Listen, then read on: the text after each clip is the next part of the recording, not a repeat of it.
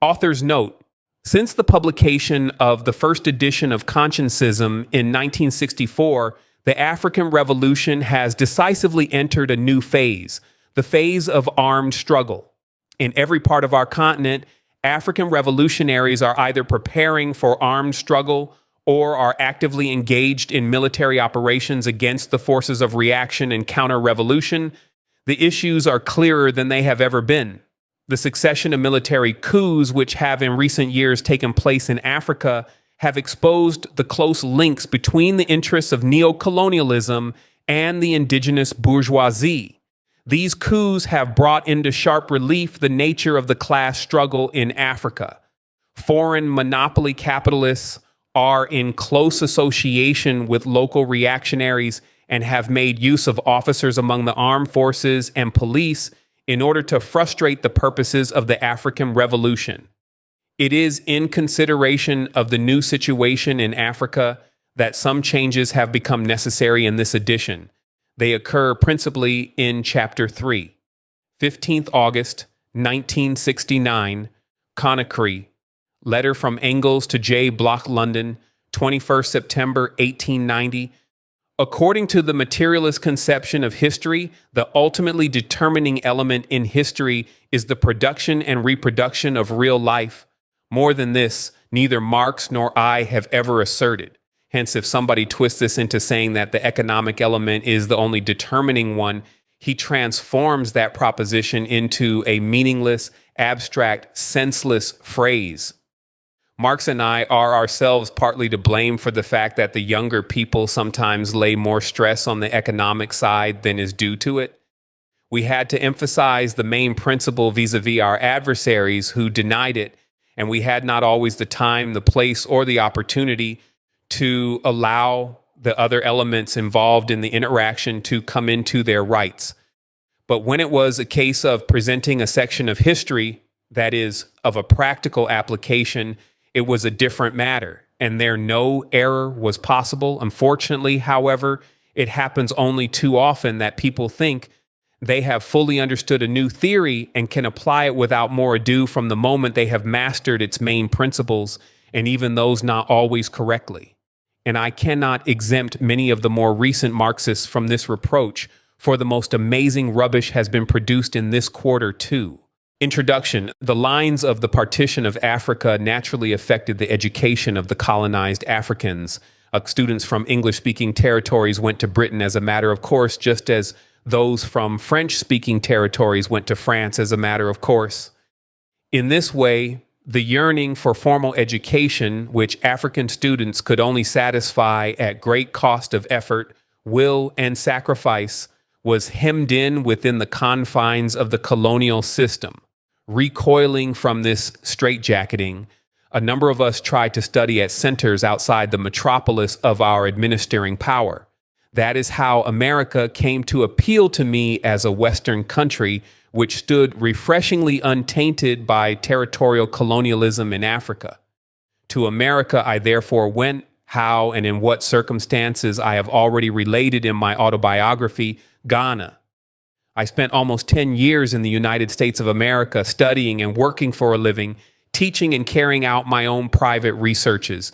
The evaluation of one's own social circumstance is part of the analysis of facts and events, and this kind of evaluation is, I feel, as good a starting point of the inquiry into the relations between philosophy and society as any other.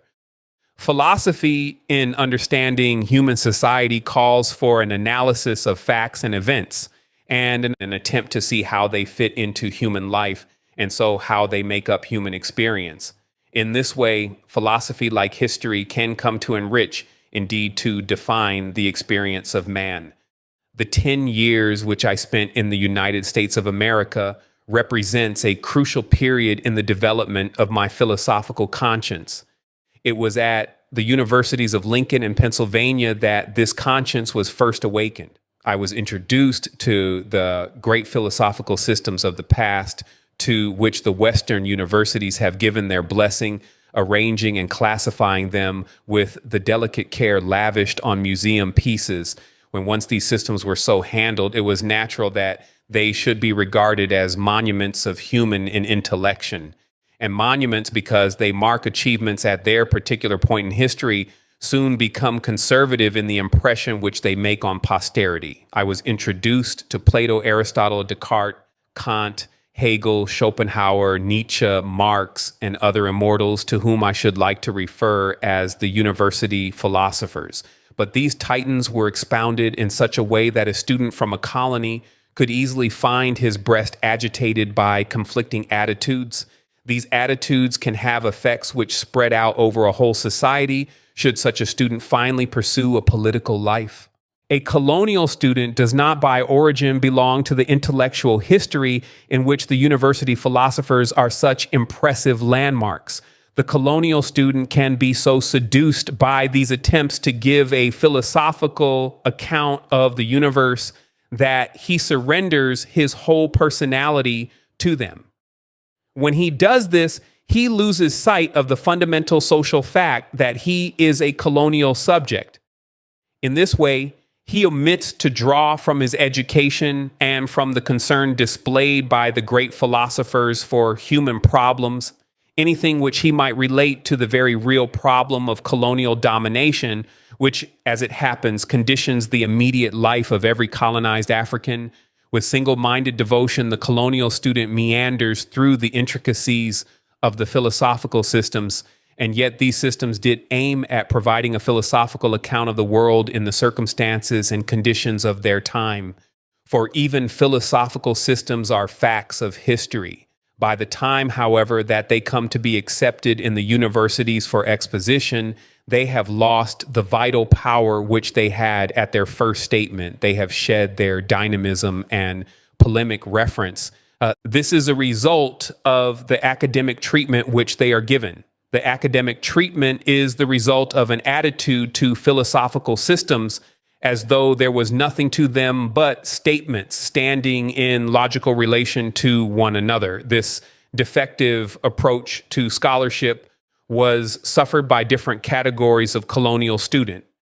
Many of them had been handpicked and, so to say, carried certificates of worthiness with them. These were considered fit to become enlightened servants of the colonial administration. The process by which this category of student became fit usually started at an early age, for not infrequently they had lost contact early in life with their traditional background. By reason of their lack of contact with their own roots, they became prone to accept some theory of universalism, provided it was expressed in vague, mellifluous terms. Armed with their universalism, they carried away from their university courses an attitude entirely at variance with the concrete reality of their people and their struggle. When they came across doctrines of a combative nature like those of Marxism, they reduced them to and abstractions to common room subtleties. In this way, through the good graces of their colonialist patrons, these students, now competent in the art of forming not a concrete environmental view of social political problems, but an abstract liberal outlook, began to fulfill the hopes and expectations of their guides and guardians. A few colonial students gained access to metropolitan universities almost as of right on account of their social standing. Instead of considering culture as a gift and a pleasure, the intellectual who emerged therefrom now saw it as a personal distinction and privilege. He might have suffered mild persecution at the hands of the colonialists, but hardly ever really in the flesh.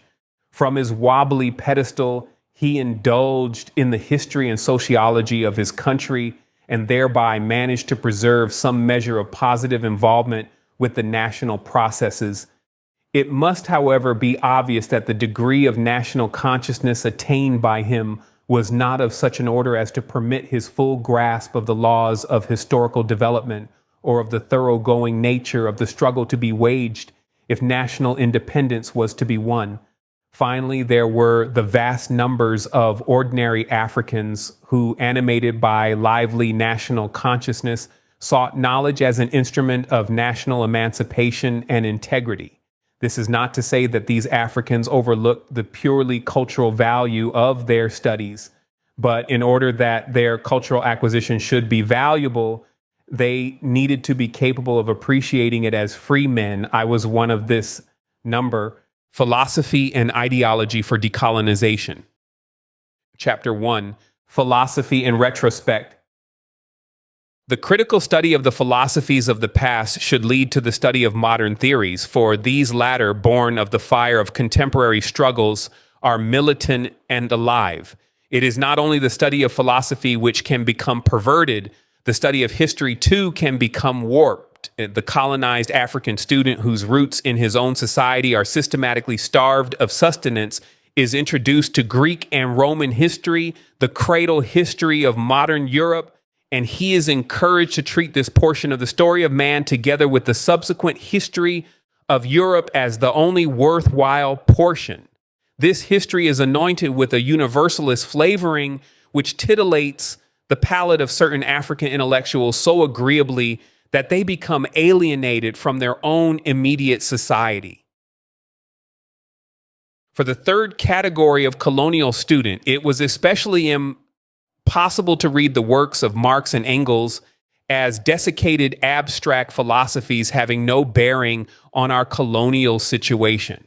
During my stay in America, the conviction was firmly created in me that a great deal in their thought could assist us in the fight against colonialism. I learned to see philosophical systems in the context of the social milieu which produced them. I therefore learned to look for social contention in philosophical systems. I'm not saying, however, that this is the only way to look at philosophy. It is, of course, possible to see the history of philosophy in diverse ways, each way of seeing it being, in fact, an illumination of the type of problem dealt with in this branch of human thought. It is possible, for instance, to look upon philosophy as a series of abstract systems. When philosophy is so seen, even moral philosophers with regrettable coyness say that their preoccupation has nothing to do with life.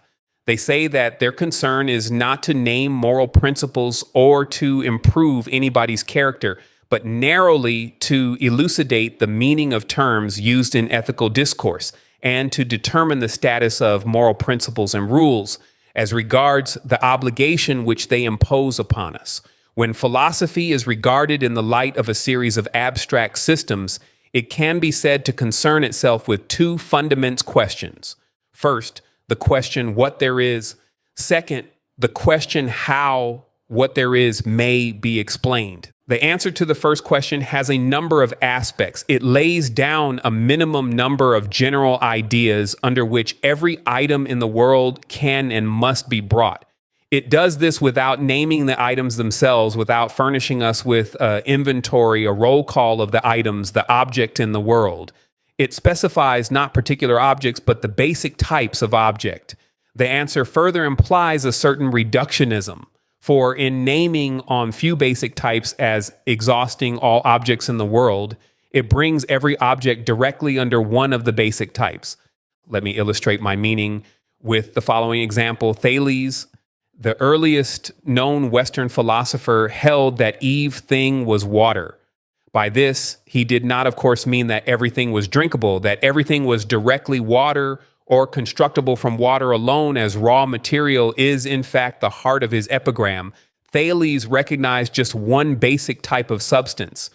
For another illustration, let me use Berkeley, the man according to whose understanding the world consisted of spirits and their ideas. For Berkeley, every item in the world was either itself a spirit or some idea possessed by some spirit.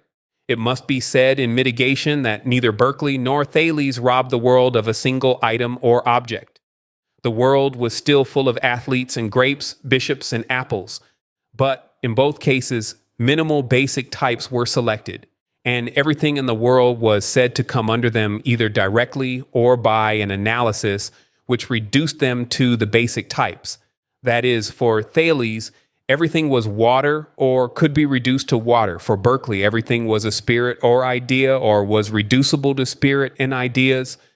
By appeal to both venerable philosophers, I have sought to illustrate the character of answers to the first question of philosophy, the question what there is. Thales' answer was water. Berkeley's answer was spirits and their ideas. In this first answer, philosophers, in fact, tackle the question of the origin of things. Thales traces this origin to water, Berkeley to spirits and their ideas. In effect, however, they both seek the origins of the varieties of object of the world in something which itself forms part of the world. There thus arises a supervening need to discourse about the possible origins of the cosmic raw material. It is thus that the requirement to explain the cosmic raw material comes to raise the second question of philosophy. There are two aspects to its answer. In its first aspect, the explanation offers an account of the origin of the cosmic raw material. If, as according to Thales, water was all that God needed when, on the eve of creation, he girded up his loins, then first of all, the answer to the second question offers an account of the origin of the cosmic raw material, in the present case, water. In its second aspect, it is an account of the extent of the cosmic raw material. It lets us know whether God, addressing himself to the task on the day of creation, can find that there is an economic shortage.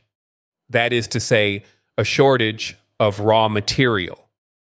It lets us know whether an error of costing can come to frustrate God's plan for universe building.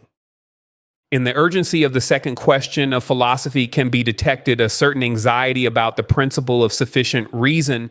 According to this principle, everything has an explanation why it is as it is and not otherwise. Has the cosmic raw material a cause or explanation, or has it not? To deem it not to have one is to enter a plea of exception against the principle of sufficient reason.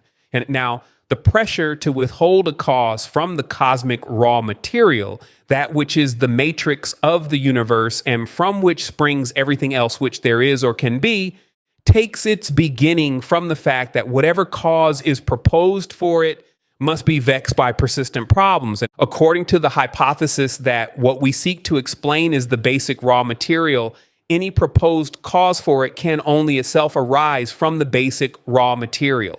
Therefore, it must either be part of the basic raw material or be a product of it. If it is part of it, then the basic raw material is being said to be a cause of itself. If the cause is a product of the basic raw material, then in effect is being said paradoxically to cause its own cause. A circle of a very vicious kind is thus described. Furthermore, to say that what there is self-caused is, speaking without bias, to deny that it has a cause at all. In this, there is as broad a hint as one can desire that the question of the origin of what there is has no affirmative answer, nor indeed is the vicious circle the only tribulation which awaits an affirmative answer. If a cause is suggested for the cosmic raw material, this neurotic insistence on a cause will open up an infinite regress about the cause of the cosmic material, and so on. In sum, then, the denial that what there is has a cause is a claim of an exception to the principle of sufficient reason, or in tones of moderation, it is a caveat that this principle is only applicable inside the world and not from the outside to the world. It applies only to transformations of the cosmic raw material, only to its products. To apply the law to the cosmic raw material is to fall into the maw of contradiction. Even to say that it is its own cause is to make a merely formal salutation to the principle, for there can be no scientific or significant difference between a thing being self-caused and its being uncaused. However, it is worthy of note how this second question of philosophy in its first aspect stands vis-a-vis theological beliefs. In this aspect, the question relates to the possible origin of the cosmic raw material. It relates, if you like, to its possible excuse from the principle of sufficient reason. If this principle is thought to apply to it, if, that is to say, the cosmic raw material is conceived to have an origin, then one adopts a theist or a deist position. In either case, one posits a force transcendent to the cosmic raw material, and which occasions it. One is a theist if one supposes that this transcendent force is nevertheless immanent after some fashion in what there is, continuing to affect it one way or another. If, on the other hand, one holds the force to be strictly transcendental and excludes it from the world once made, then one is a deist. If, however, the principle of sufficient reason is thought not to apply to what there is, and the world is thereby denied and outside, then one is an atheist. For this purpose, pantheism is but a kind of atheism. It is atheism using theological language. In the other aspect of philosophy's second question, the extent of the cosmic raw material is determined. The basic consideration is whether this raw material is finite or infinite. Here, the driving interest is that the world should be permanent. There are various ways in which this driving interest is satisfied. For example, some people say that it is impossible that nothing should exist, that the statement that nothing exists cannot be conceived as true. And this, by the way, is one case in which the truth of a proposition determines reality and not vice versa. In this way, many come to be satisfied that at any given time there must be something. In this way also, the desire for permanence comes to be more than satisfied, but it cannot be inferred from this non-vacuity of the universe that some given object will always exist. It is therefore impossible to infer the existence of God from the fact that something must always exist. Other persons, displaying more passion for controversy than for philosophical cogency, say that the world is periodic, that the universe repeats itself in infinitum in cycles of time. But for this, it is unnecessary that the initial basic raw material should be infinite in extent. For, however meager it may be, it has been infused with the phoenix power of self-regeneration in its being said to repeat itself. Unfortunately, the problem of time is a stumbling block to this cyclic theory. Whatever is multiple can be ordered in a series. It is evident that the cycles of the universe must, by reason of being multiple, admit of order in a series. Accordingly, these cycles can be associated with a linear time dimension, which extends infinitely beyond any one of the cycles themselves. Indeed, this time dimension must order the cycles themselves because some of them must come before others. Now, it is possible to conceive this time dimension as itself spanning a universe in which the alleged cycles, instead of being universes, merely spell out seasonal changes inside a super universe. When this is done, one starts from a series of universes and strings them together into a super universe. Thus, the cyclic nature of the universe pales away like a bad dream. Several persons who reject the cyclic theory acclaim the universe as an infinite presence and seek in this way to make it permanent. But an infinite universe is no more a permanent universe than is a finite one. Even a universe which is infinite may come to an end, irrespective of whether it is infinite in time and space or both. A universe which is infinite in time can end in the same way as the negative integers, for it is sufficient that it should have existed infinitely backwards. A universe which has existed infinitely backwards can cease at any time without its infinitude suffering decrease. Its cessation would be comparable to a cut at any point in the series of negative integers. Given any negative integer, there is always an infinity of negative integers which lie behind it. As to a universe which is infinite in space, it can cease to exist at any time without prejudice to its size. In order that a universe should be permanent, it must have neither beginning nor end, like the continuity of the negative with the positive integers. Nearly all who consider the question of the permanence of the world seek to anchor the world in a foundation of a permanent cause which they identify with God.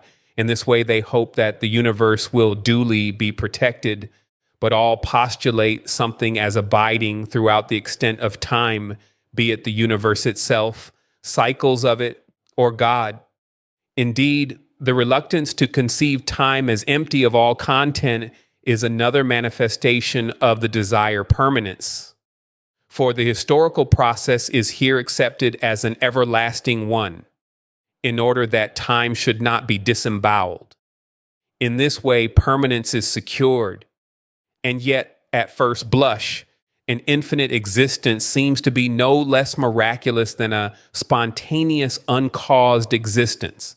It is at least clear that the world cannot come to be known as infinite or finite.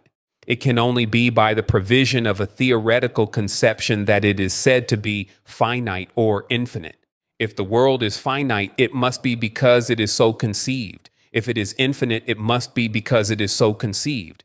The finitude or infinitude of the world is logically incapable of experimental exposure, nor is it even possible to construct a model of the universe, for any model is itself a constituent of the universe, whereas it is a logical characteristic of any model that it must stand apart from that which it seeks to illumine. It cannot form a part of it.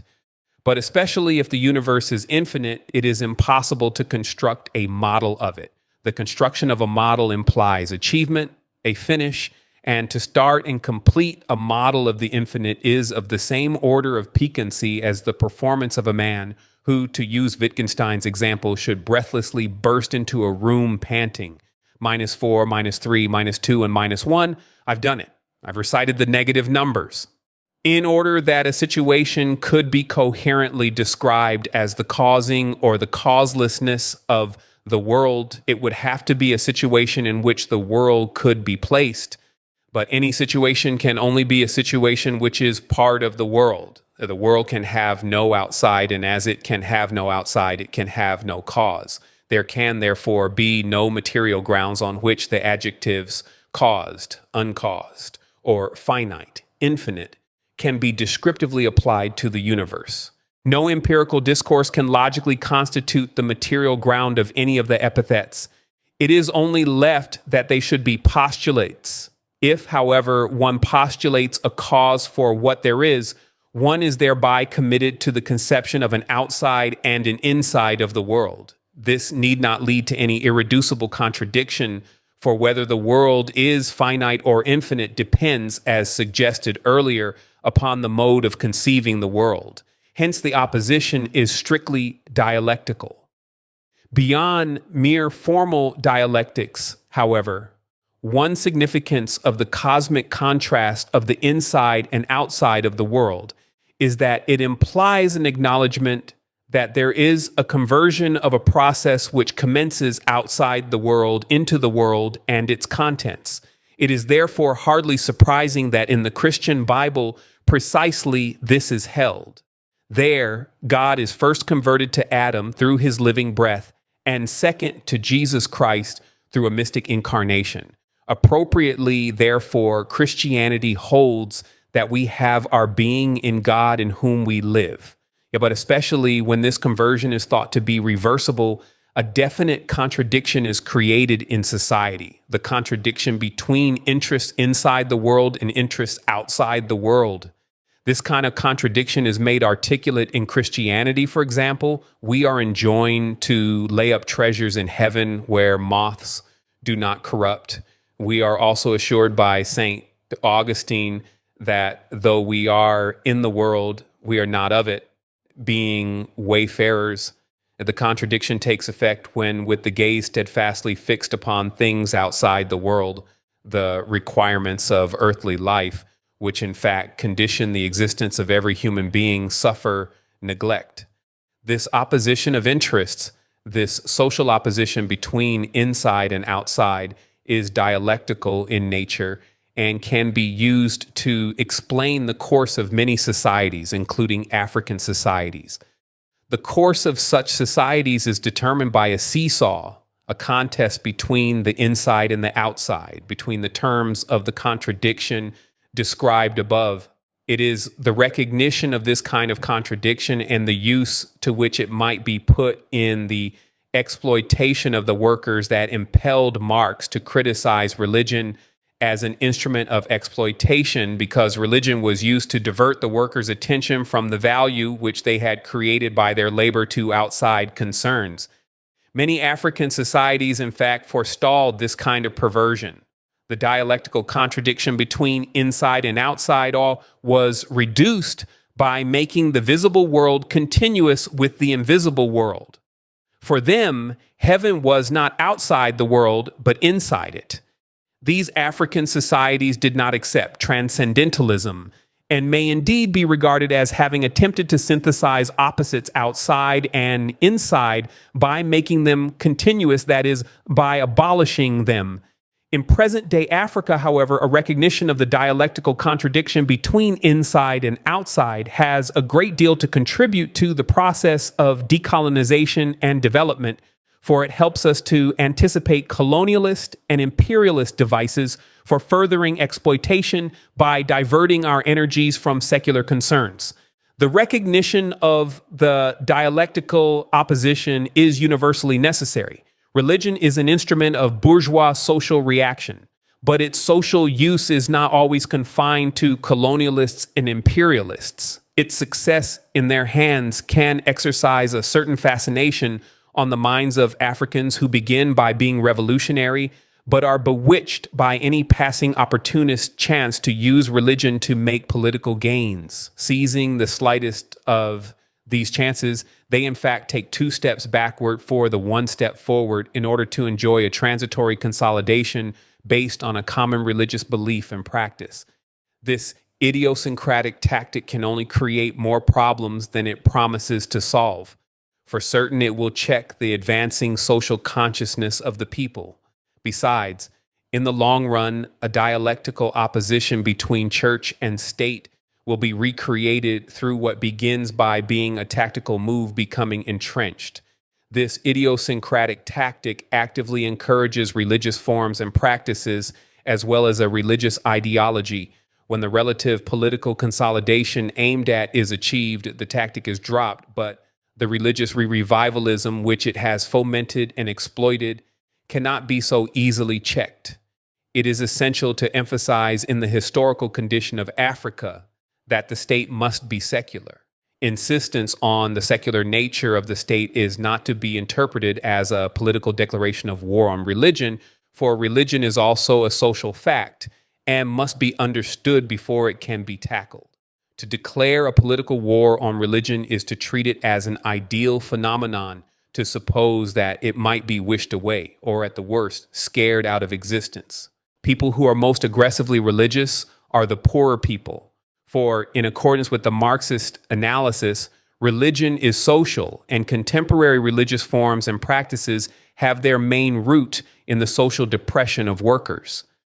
Quick confirmation can be found in Africa, Asia, Latin America, and among the people of African descent in America and the Caribbean, terrifying pauperism arising from the pre-technical nature of most contemporary societies combined with the encroachments of world capitalism, a combination which can mete out prostitution, destruction, ruin, and death from starvation and exploitation to its victims, quickly reinforces the religious feeling. Fear created the gods and preserves them. Fear in bygone ages of wars, pestilences, earthquakes, and nature gone berserk, fear of acts of God, fear today of the equally blind forces of backwardness and rapacious capital. Answers to the question of what there is can be said to be idealist or materialist. Inasmuch, however, as an empiricist philosophy can be said to be idealist, even though a materialist philosophy cannot be rationalist. The opposition between idealism and materialism cannot be made identical with the opposition between rationalism and empiricism. Rationalism is a philosophical breed imbued with certain distinctive characters. In it, an explanation is conceived in such a way that the explanation must create a logical inference to that which is explained. Empiricism, on the other hand, has no such inference to offer. If one kind of event is regularly and invariably followed by another kind, empiricism accepts the first kind of event as explaining the second kind. But rationalism cannot, because this succession of events is not a necessary one. There is no logical inference from the occurrence of one kind of event to the occurrence of another kind of event. David Hume is celebrated mainly for establishing the empiricist position, and it is for this reason that rationalists are convinced that Hume was ignorant of the real nature of an explanation. Rationalism and empiricism also vary over the avenues to knowledge. According to the former, a set of procedures or tasks can constitute a method of obtaining knowledge only if, provided the tasks have been correctly performed, the desired knowledge must infallibly be obtained. Here, a fruitful comparison can be with the method of addition. The method of addition imposes certain tasks upon us. These tasks require that digits be added up from the units column through the teens column to the final column, and if these tasks are correctly performed, the correctness of the emergent total is guaranteed. The method of addition is thus seen to fulfill rationalism's specifications for method. According to empiricism, however, a method need not guarantee its own infallible success, and one finds John Stuart Mill saying that induction, notwithstanding its being a valid method of obtaining truth, is still fallible. For rationalism, a valid but fallible procedure is a logical howler. Finally, rationalism holds that there are some ideas in the human mind which are innate to it. That is to say, these ideas have not entered the mind from outside and moreover could not do so. In practice, rationalists do not agree over the precise catalog of such ideas, though they tend to agree that the idea of God is a shining example.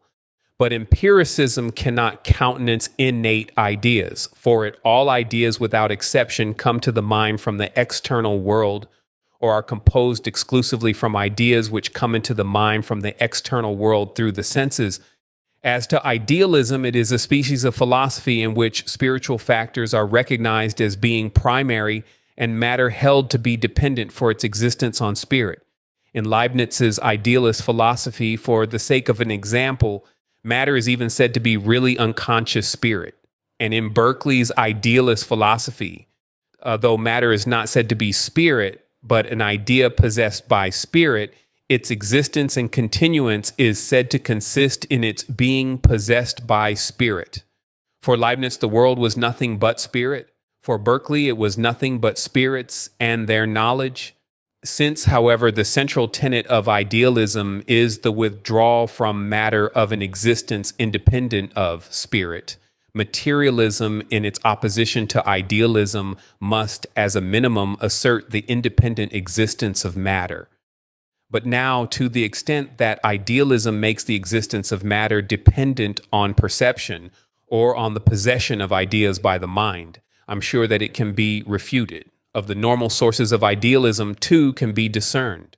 On the one hand, idealism comes of solipsism, whether complete or incipient.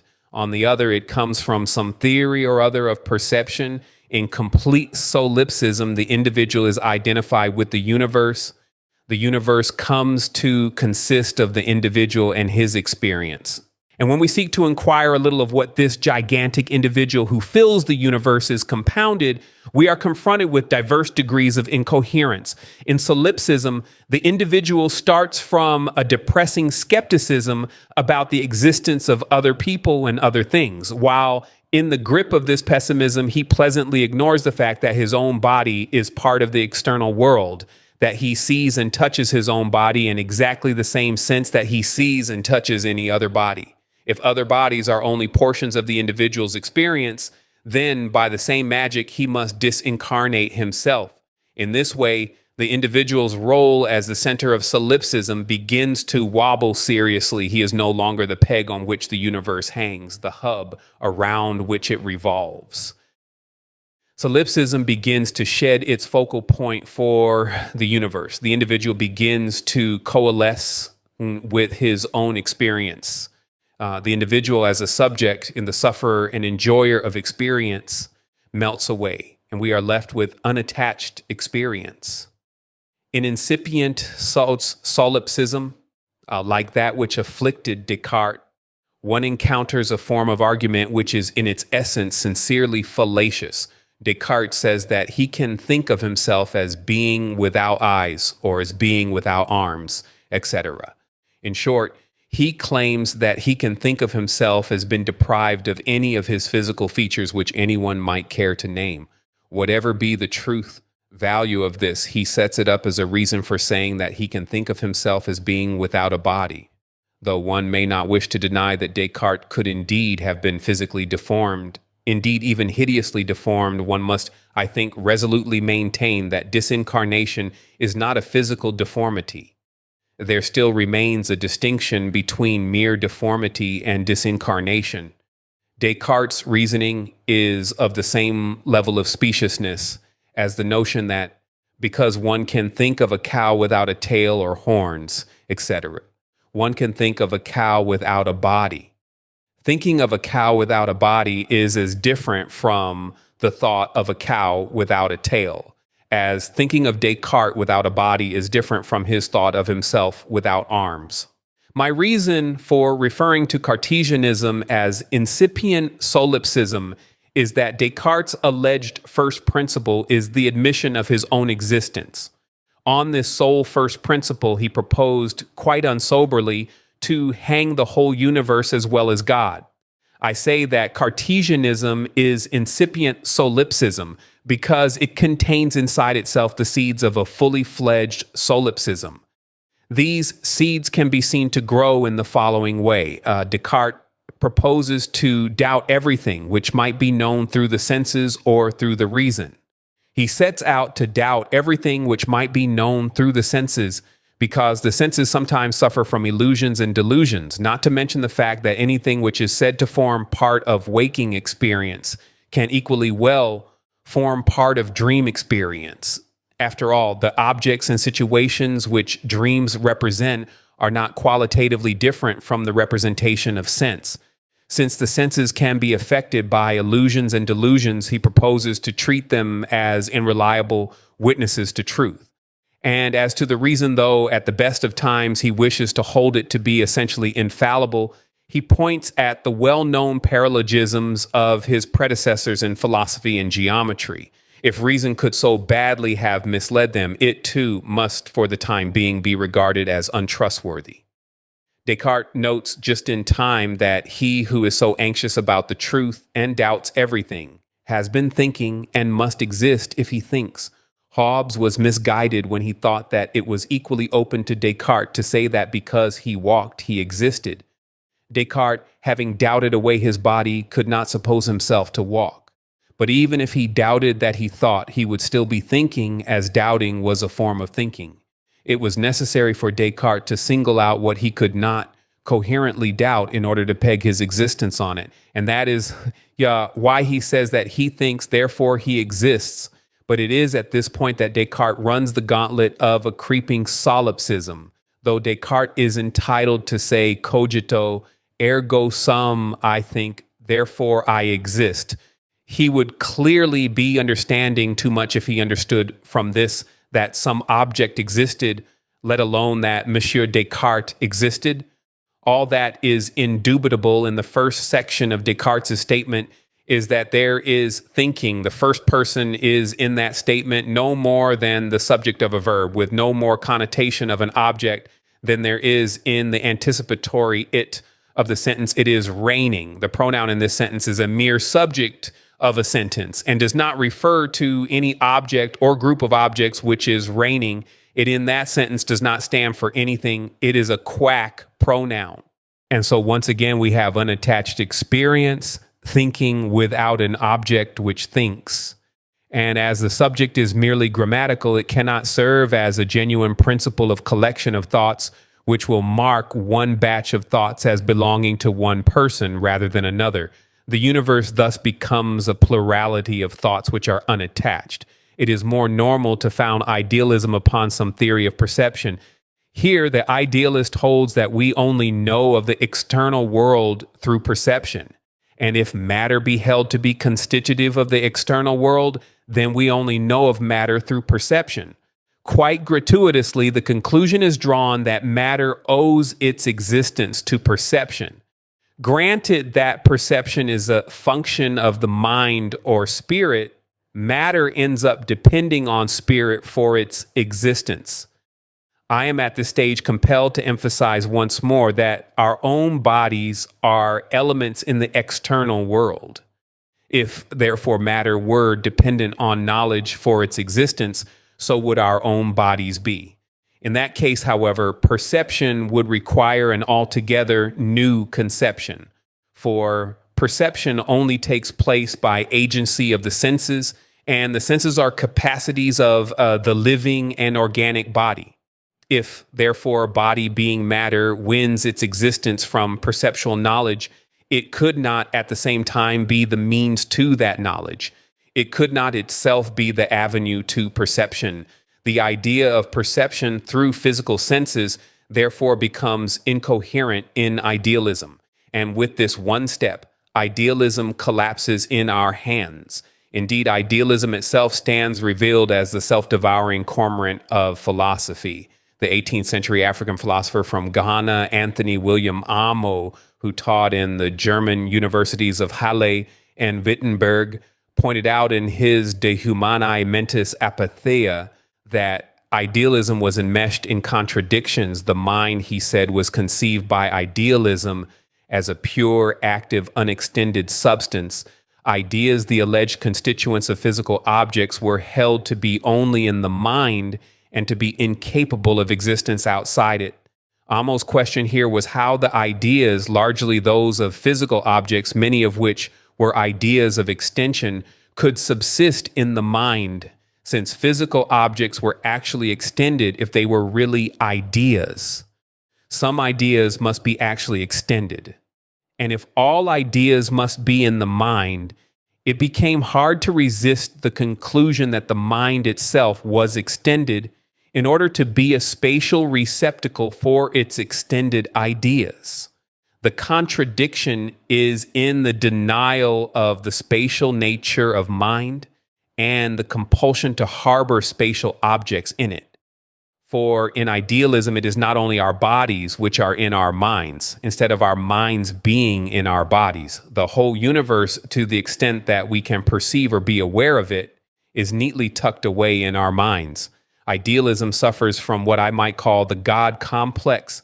It is what Marx called intoxicated speculation. It is what may be called the ecstasy of intellectualism. The concept of an object, let alone the concept of the same object, cannot be properly formulated in idealism. Having once dismantled the world, idealists are unable to put it together again, and Berkeley has to say that his apple is only a simultaneity of sweetness, roundness, smoothness, etc. It is as if one could not have soup anymore, but only its ingredients. The distinction between reality and appearance slips between the spectral fingers of idealism, for in idealism, reality becomes merely a persistent appearance. In this way, idealism makes itself incompatible with science. That matter can exist unperceived, that it has a continuance independent of mind should really be axiomatic. Idealists themselves hanker after this independent reality when they strive so hard to reconcile their theoretical ebullience with the sobriety of ordinary language.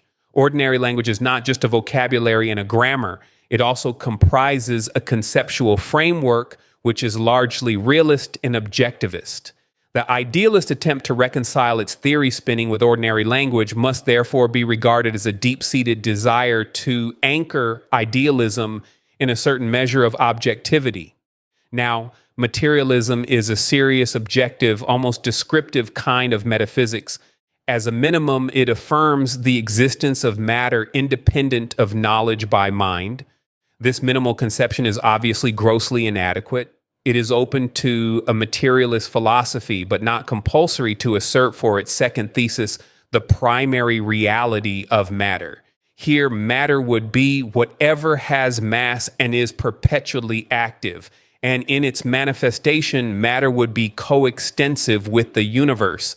If, however, the sole or primary reality of matter is asserted, one is brought up sharply against certain hard facts, notably those centering around the phenomenon of consciousness and of self-consciousness. In constructionism, one has a picture how those concepts which are proper to derivative categories might be formed, using as raw materials concepts which are proper to the primary category.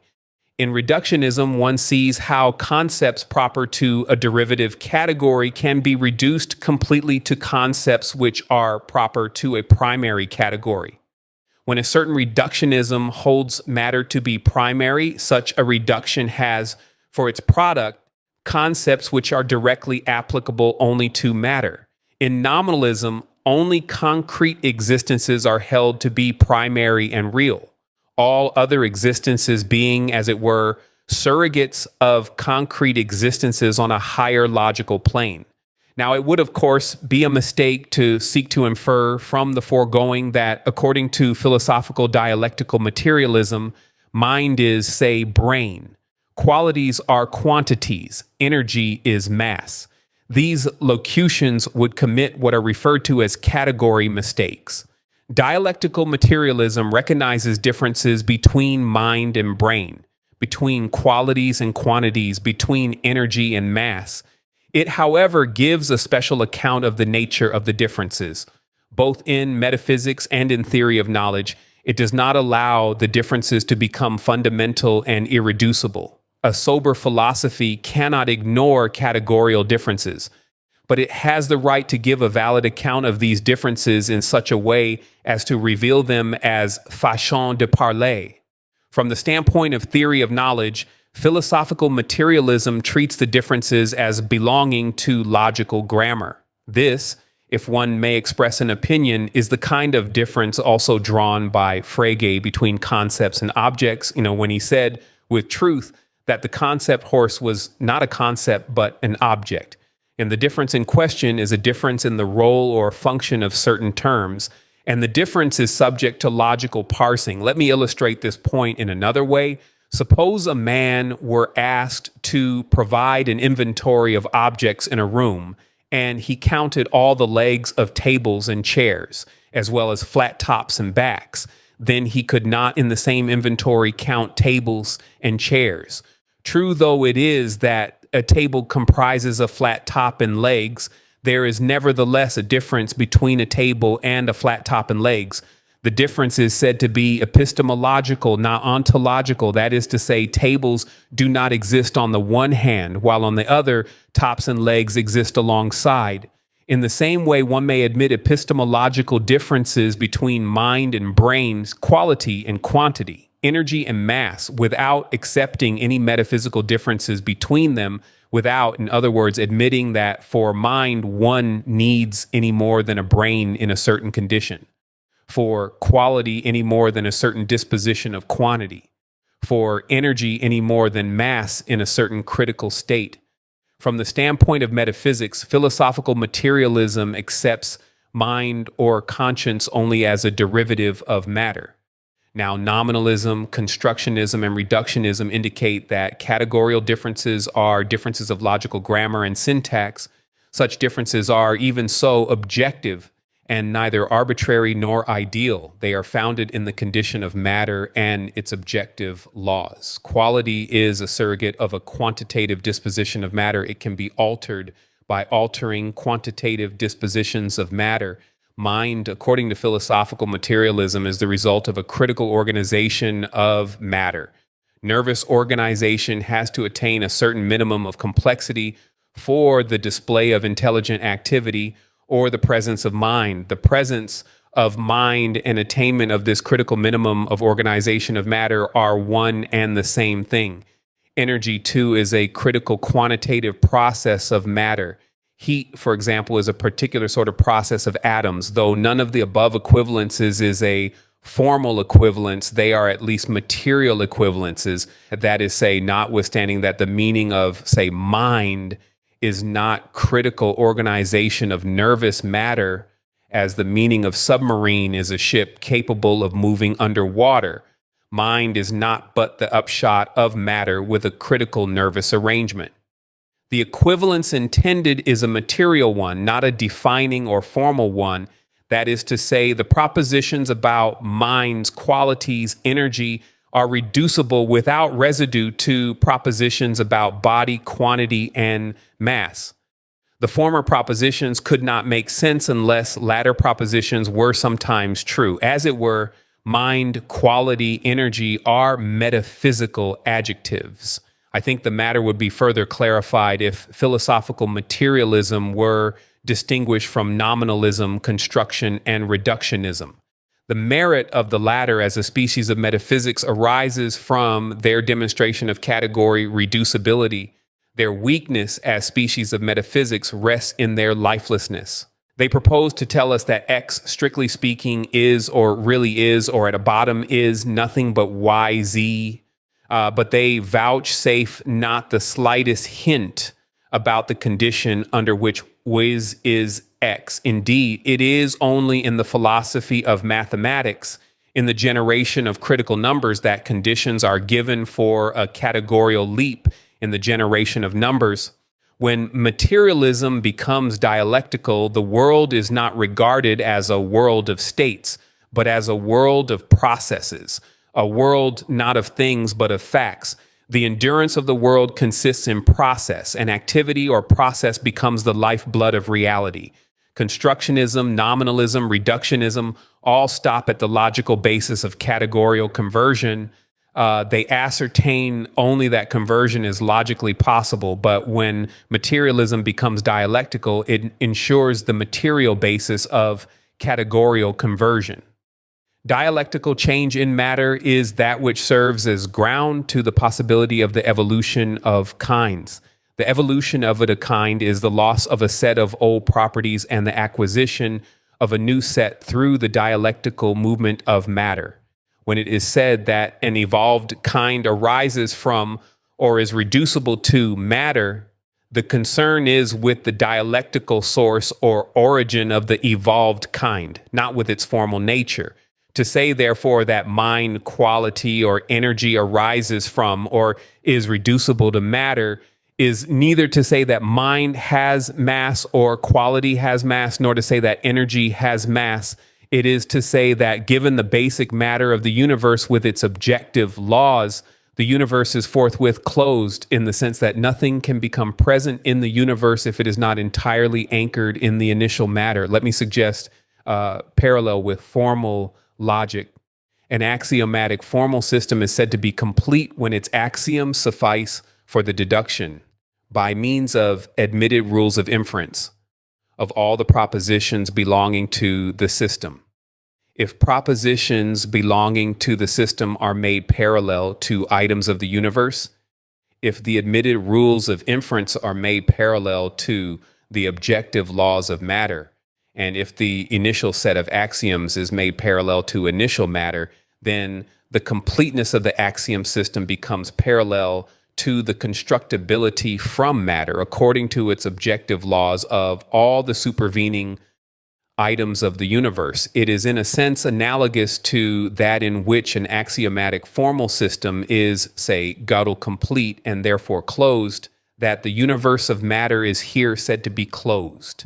And when a system is said to be Gödel complete, what is meant is that every non-initial truth in it is derivable from the initial truths alone by use of the rules of derivation.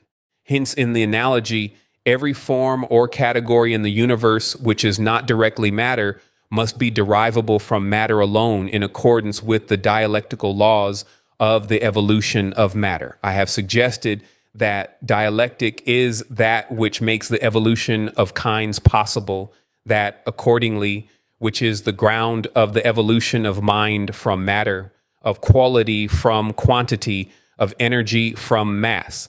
This kind of emergence, since it depends on a critical organization of matter, truly represents a leap. When a crisis results in an advance, it is its nature to perpetrate a leap. The solution of a crisis always represents a discontinuity. And just as in the foundations of mathematics, critical numbers represent a break in continuity in the evolution of numbers, so in nature does the emergence of quality from quantity represent a break in the continuity of a quantitative process. It is important that dialectical evolution be not conceived as being linear, continuous, and monodirectional. Evolution, so conceived, has no explanation to offer, and especially it gives no explanation of the transformation of one kind into another, for it only represents an accumulation of phenomena of the same sort. Linear evolution is incompatible with the evolution of kinds because the evolution of kinds represents a linear discontinuity. In dialectical evolution, progress is not linear. It is, so to say, from one plane to another. It is through a leap from one plane to another that new kinds are produced and the emergence of mind from matter attained. The dialectical materialist position on mind must be distinguished from an epiphenomenalist one. For the former, mind is a development from matter. For the latter, it is merely something which accompanies the activity of matter. It is impossible to conceal the fact that through the ages, materialism has been the butt of numerous quips. The most fashionable criticism in antiquity was on the question of purpose and consciousness. It was felt by the critics of materialism that there were certain, usually undisclosed, conceptual difficulties to prevent the emergence of purpose and consciousness from what is without purpose and without consciousness. It was felt by the critics of materialism that there were certain, usually undisclosed, conceptual difficulties to prevent the emergence of purpose and consciousness from what is without purpose and without consciousness. This kind of objection has been met in the discussion of categorical conversion. A more important objection to materialism is alleged to be provided by the theory of relativity. This objection is important because dialectical materialism itself upholds science.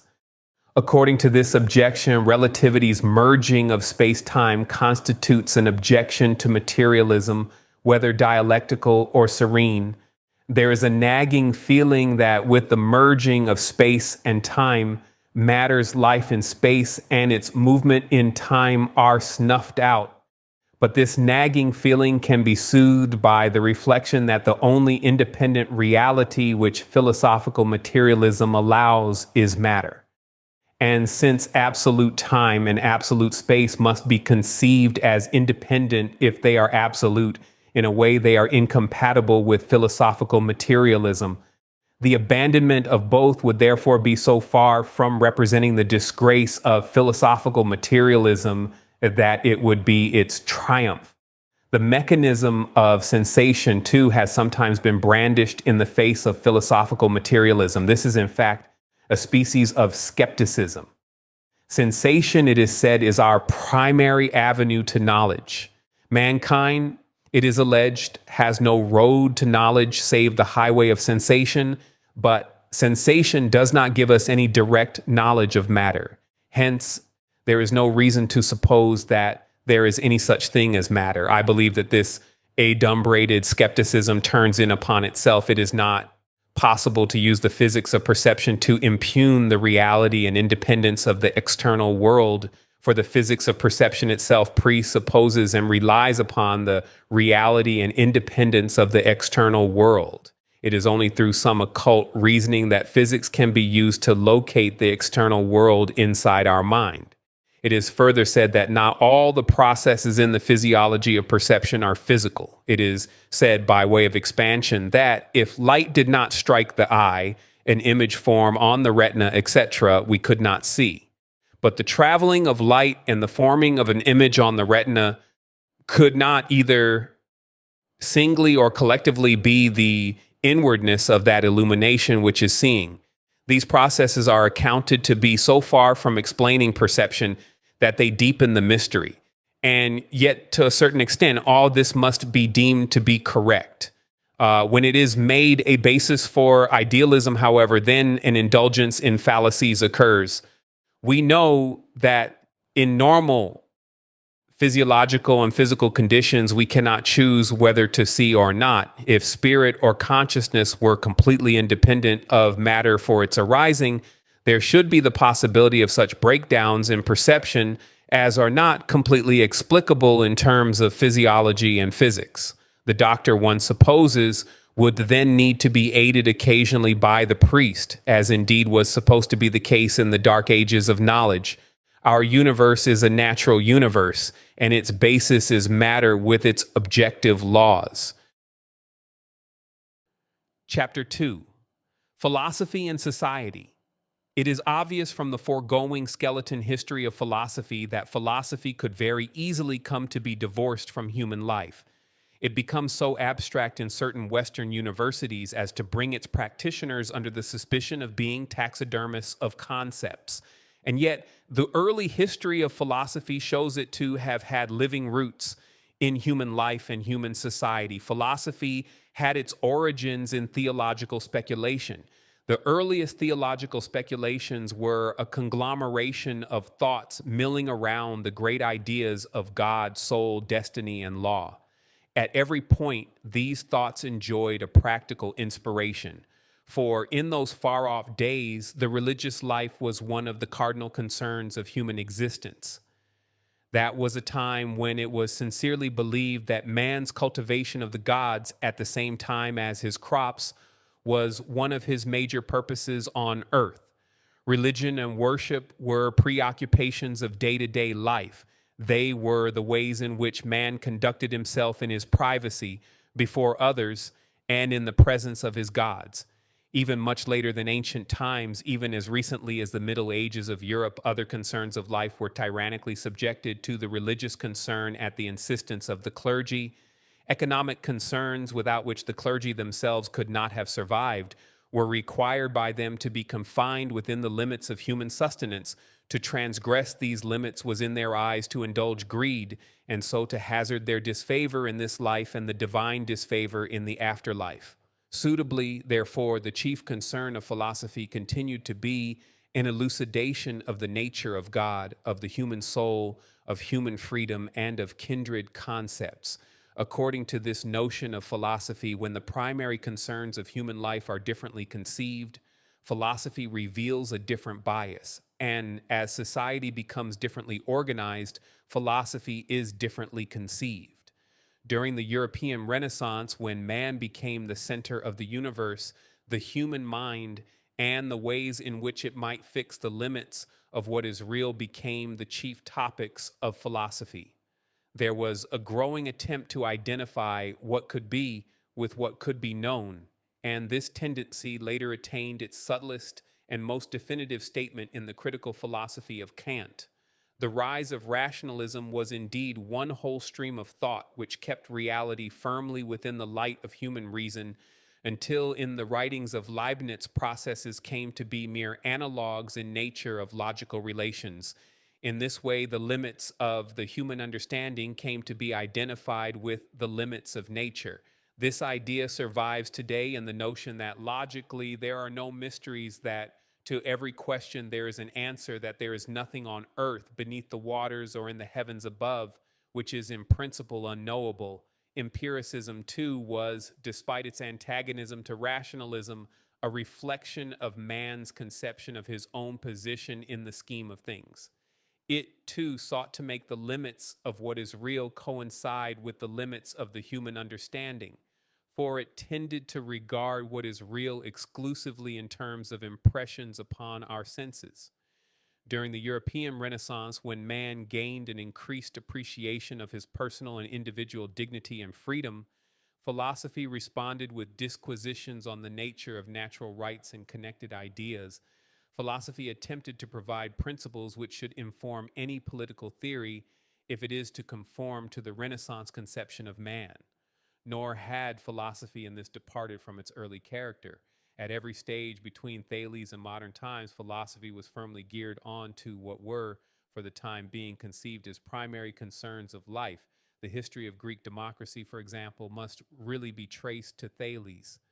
Thales spearheaded two revolutions. The first revolution matured in his attempt to explain nature in terms of nature. The second revolution consisted in his belief that the unity of nature consisted not in its being, but in its materiality. The social milieu in which Thales lived encouraged him to insist on explaining nature in terms of nature. In Ionia, where he lived, political power was becoming entrenched in the hands of a mercantile class which had a vested interest in the development of nautical techniques and techniques of production, for it was on such techniques that their prosperity hinged, more so when their society later became more firmly based on slave labor. The Greeks, as Xenophon confirms in his Economics, came to regard mechanical arts with contempt. But in Thales' time, individuals, including philosophers, depended more on their own productivity for sustenance.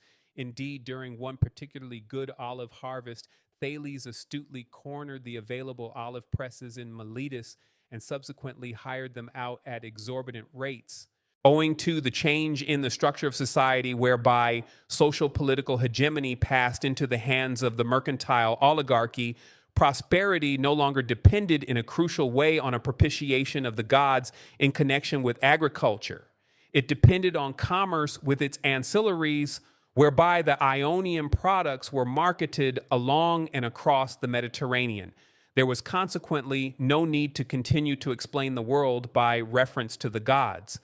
Thales's intellectual predecessors had invoked supernature in order to explain nature. But if the gods were to be explanatory devices for accounting for phenomena, then there was nothing to prevent the most vicious inequalities from arising in society. Where gods are used to account for nature, a certain degree of sacerdotal power is inevitable. And where priests have wielded political power, it is not only explanations of natural phenomena which have been bemused with theology. Theological explanations for social phenomena have also been encouraged, with the priests securely installed as the only authorized popularizers of the divine will, the only persons fitted by calling and by grace to expound mystic purposes. Social inequalities arise to fortify their exclusive role. And since their power is thought of as being rooted in the divine will, it becomes hard to contest. It therefore assumes the form of an authoritarianism which, if unhindered, can come to revel in the most extreme oppression. The history of societies in which priests have wielded political power abundantly illustrates this tendency. In the particular case of Greek societies, however, certain qualifications need to be made. The early Greeks, without doubt, had a religion. This religion was distinguished by its lack of an established creed. Nevertheless, the Greek priests enjoyed social political power by which they could, among other things, institute action at court on charges of irreligion. This alone was a power which could be translated into political terms even as late as during the trial of Socrates. The Greek religion was congregational. This fact helped to consolidate priestly power, for when rites are performed communally and not individually, in order that a small farming community should be ensured by the gods against drought and famine, the priest is encouraged to come down heavily on individuals who, by their irreligion, endanger the community or the state. And this was true with the Greeks. It was as their religion became less congregational and more individual that the power of the priest, already implicitly queried by the new philosophies, diminished significantly. The rise of the mercantile class, with its dependence on mechanical arts rather than religious ritual, tended to reduce the social relevance of the priest and encourage the individualization of Greek religion. It was this growing irrelevance of the priest which Thales emphasized by dispensing with the gods altogether as sources of explanation of natural or social phenomena.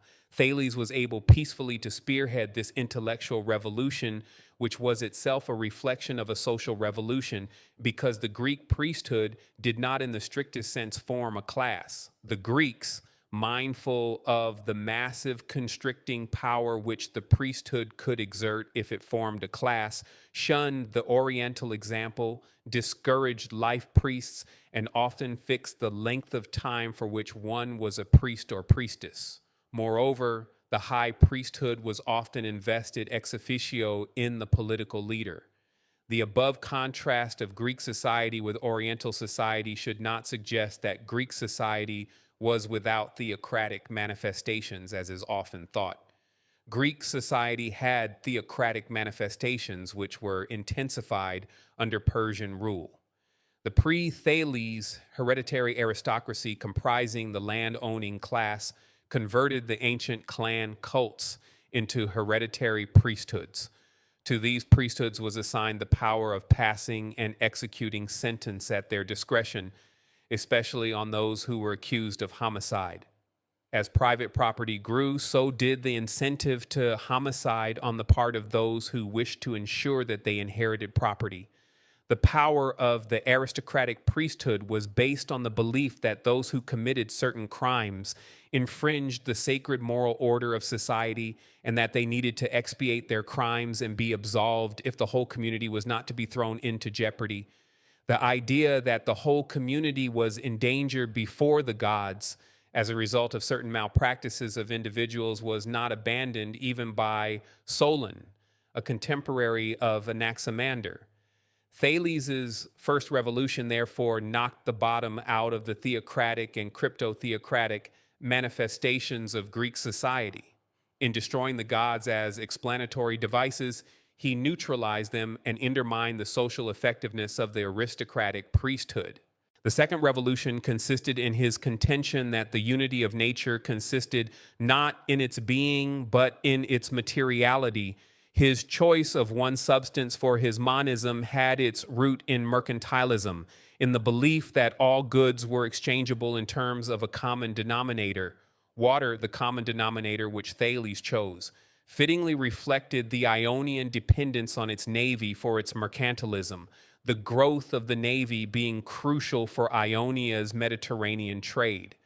But the interaction between the alteration of social circumstances and the content of consciousness is not one-sided, for circumstances can be changed by revolution, and revolutions are brought about by men who think as men of action and act as men of thought. It is true that revolutionaries are produced by historical circumstances. At the same time, they are not chaff before the wind of change, but have a solid ideological basis. Revolution has two aspects. Revolution is a revolution against an old order, and it is also a contest for a new order.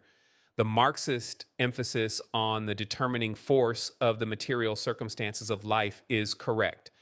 But I would like also to give great emphasis to the determining power of ideology. A revolutionary ideology is not merely negative.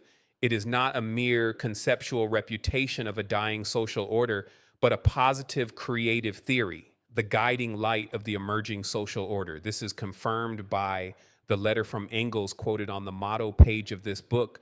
Not only is it significant that Thales should have chosen water as the fundamental substance, but the fact that he maintained it all, that everything was derived from one and the same substance, was of great importance. For by maintaining this, he was implying the fundamental identity of man as well. Man, according to him, being not half natural, half supernatural, but wholly natural.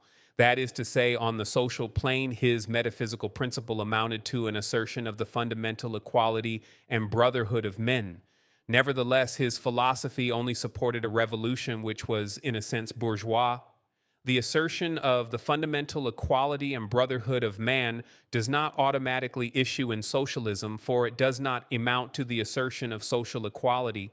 Indeed, Thales' specification of a form of matter as basic naturally places a premium on water, and in the social plane remains compatible with a class structure.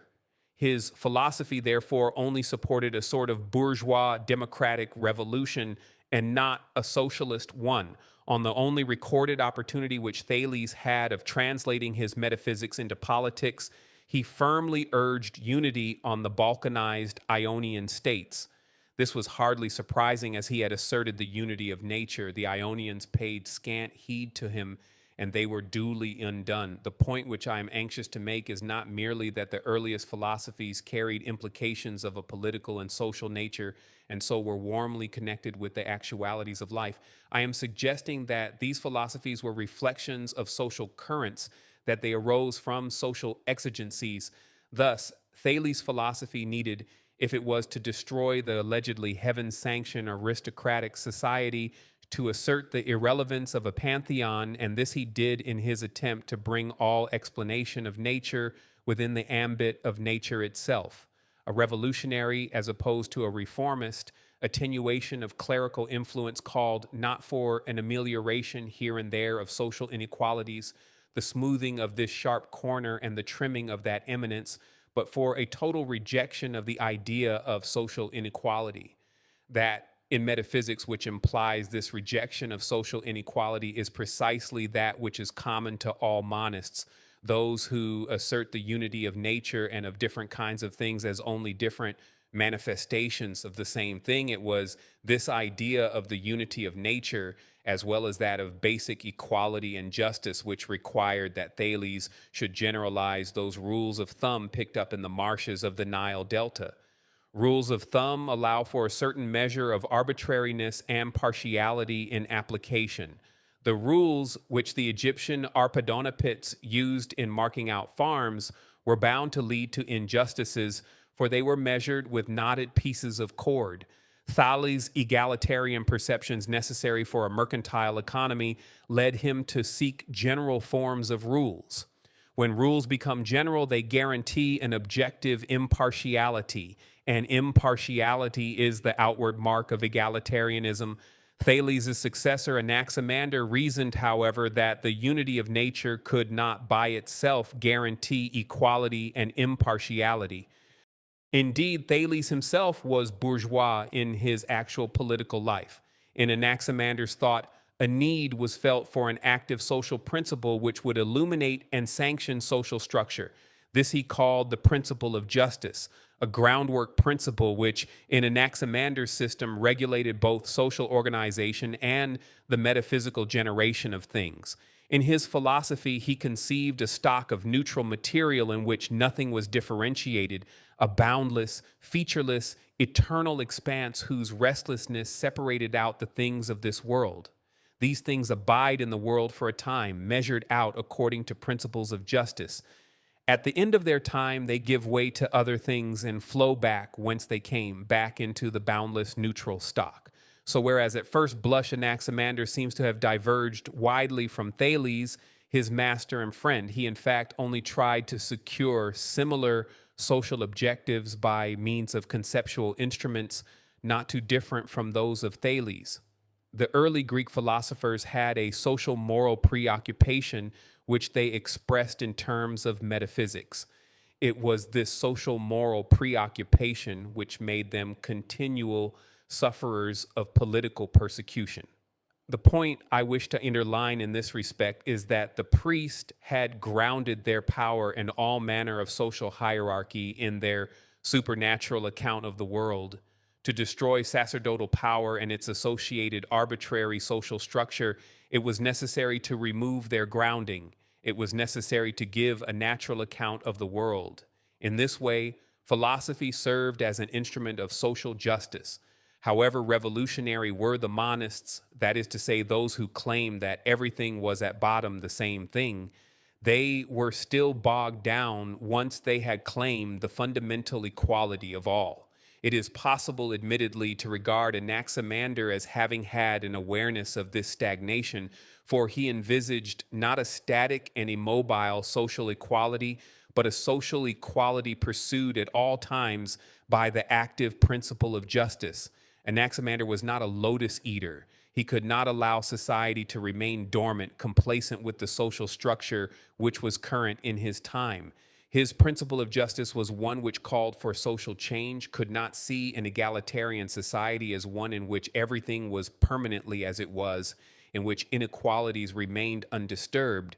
It fell to Heraclitus to introduce the notion of growth into the conception of society. The preceding early Greek philosophers were so bent on destroying the foundations of priestly aristocratic power that they paid little attention to social growth. They were so wrapped in their purposes that they also jibbed at the immortality of the soul. Socrates being the first Greek philosopher to make immortality of the soul a tenet of philosophy as distinct from a belief of religion. According to Heraclitus, too, all things are one, but fire, the fundamental thing, suffers transformations into other things. There is a permanent potential of instability in everything, and it is this instability which makes transformations possible. Objects are only deceptively serene. They are all delicate balances of opposing forces. This opposition of forces is conceived by Heraclitus to be so fundamental that without it, everything would pass away. An object is an attunement of opposite tensions, and without the tensions, there could be no object. Social laws, too, are conceived by Heraclitus after the same manner. He conceives them as an attunement of tensions, the resultant of opposing tendencies. Without the opposing tendencies, there could be no laws. It can be seen that Heraclitus conceives society as a dynamism in which, out of the strife of opposites, there emerges an attunement.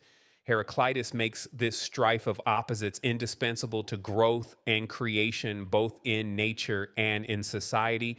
And growth or creation is nothing but that attunement or balance which emerges from a strife of opposites. In social terms, this means that society is permanently in revolution, and that revolution is indispensable to social growth and progress. Evolution by revolution is the Heraclitean touchstone of progress. The idea of the cosmic strife of opposites came to be impressed on Heraclitus by the eruptions which shook Greek society. After the aristocrats had overthrown the monarchies, Greek colonies came to be established on the lip of the Mediterranean basin. With this and the introduction of coinage, the value of landed property as an instrument of economic transactions declined. Trade became more widespread, and the development of a merchant navy to assist the spread of trade further depressed the economic significance of the landed aristocracy. The new merchant force began to seek political prizes from the decadent aristocracy. This fundamental social change, initiated by economic drives, coupled with the opposition of local forces to Persian rule in the Asia Minor states, created among the Greeks a society which was comparatively redeemed. Even the 30 tyrants marked a redemption of Greek society. Redemption could not, however, mean a society languishing in drugged serenity.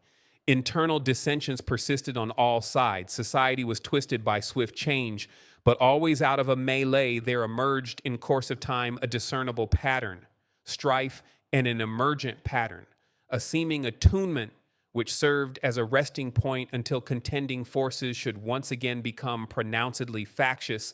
This seesaw, this sweltering social environment gave birth in the mind of Heraclitus to the idea that the universe itself is an attunement of forces perpetually in strife. From that moment, the idea of a finite history was killed and that of the dialectic of history born. In the examples chosen, I have tried to illustrate the way in which early materialist philosophy of a monist kind is suggested by social phenomena and in turn inspires social phenomena and policy. I can perhaps illustrate the way in which idealist philosophy serves the same function by citing the philosophy of Anaxagoras. In this philosophy, the diverse things of the universe were said to arise from seeds. These seeds of the things that were conceived after such a fashion that they represented minute universes, each seed, in fact, containing the whole range of diversity in the macrocosmic universe. Each specific object was nothing but an accretion of seeds. The whole agglomeration of seeds constituting the universe was said by Anaxagoras to have an external principle of motion.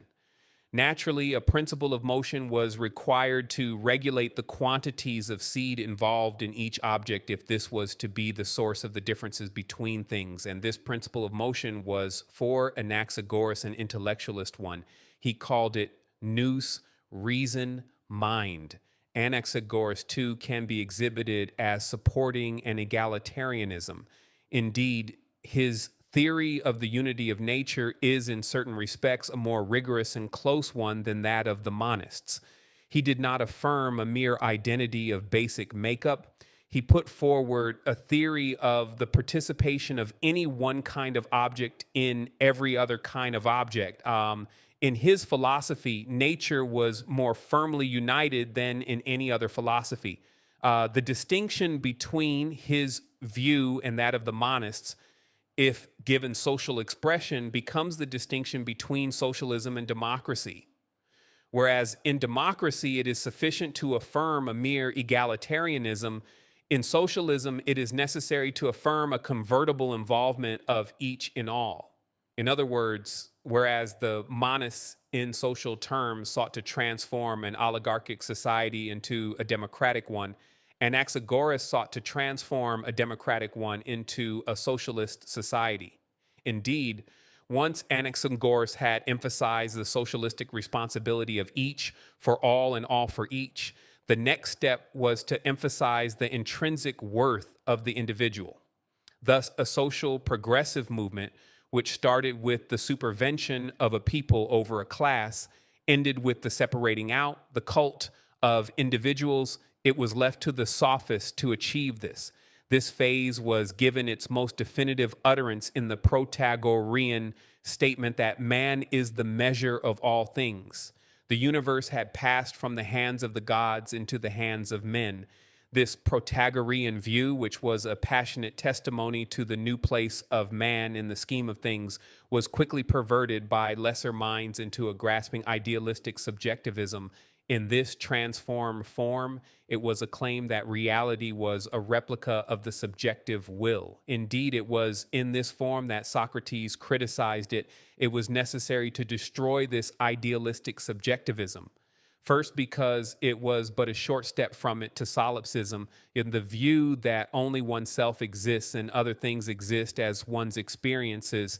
And second, because in addition to damaging the possibility of science and the public and objective grounding of truth, it undermined the foundations of society, for it made social reality too depend upon the subjective will. The original attempt to redeem society by giving it a united foundation, by asserting the unity and brotherhood of man, now promised to destroy the society which it had set out to save. Egalitarianism desperately needed to be distinguished from anarchism, for anarchism is the political expression of subjective idealism. Socrates consequently made it his duty to destroy this form of the Protagorean maxim. His social aim in seeking this destruction was to restore the objectivity of society. Socrates, too, was a firm theoretical believer in egalitarianism. He exemplified this in his whole life by his unwavering contempt for pomp, circumstance, and humbug. He has left us an undying testimony of his egalitarian beliefs in his use of the slave boy and the minnow. In this Platonic dialogue, Socrates tries to prove the disincarnate existence of the soul and the innateness of certain ideas of mathematics and ethics. In selecting a slave boy for the purpose of this proof, he showed that he held a belief in the common and equal nature of man. This belief activates Socrates' whole philosophy. He believed in the equal endowment of all with innate ideas, the equal ability of all to lead a good life. Knowledge, he said, was virtue. And knowledge, he further held, was innate, learning being, in fact, a way of remembering what was already engraved upon the individual soul. Though in the Meno, Socrates put forward a fundamental egalitarianism, it would not be pretended that egalitarianism was to be found among the established facts of life. The reason for this discrepancy between truth and social fact was conceived by him in moral terms.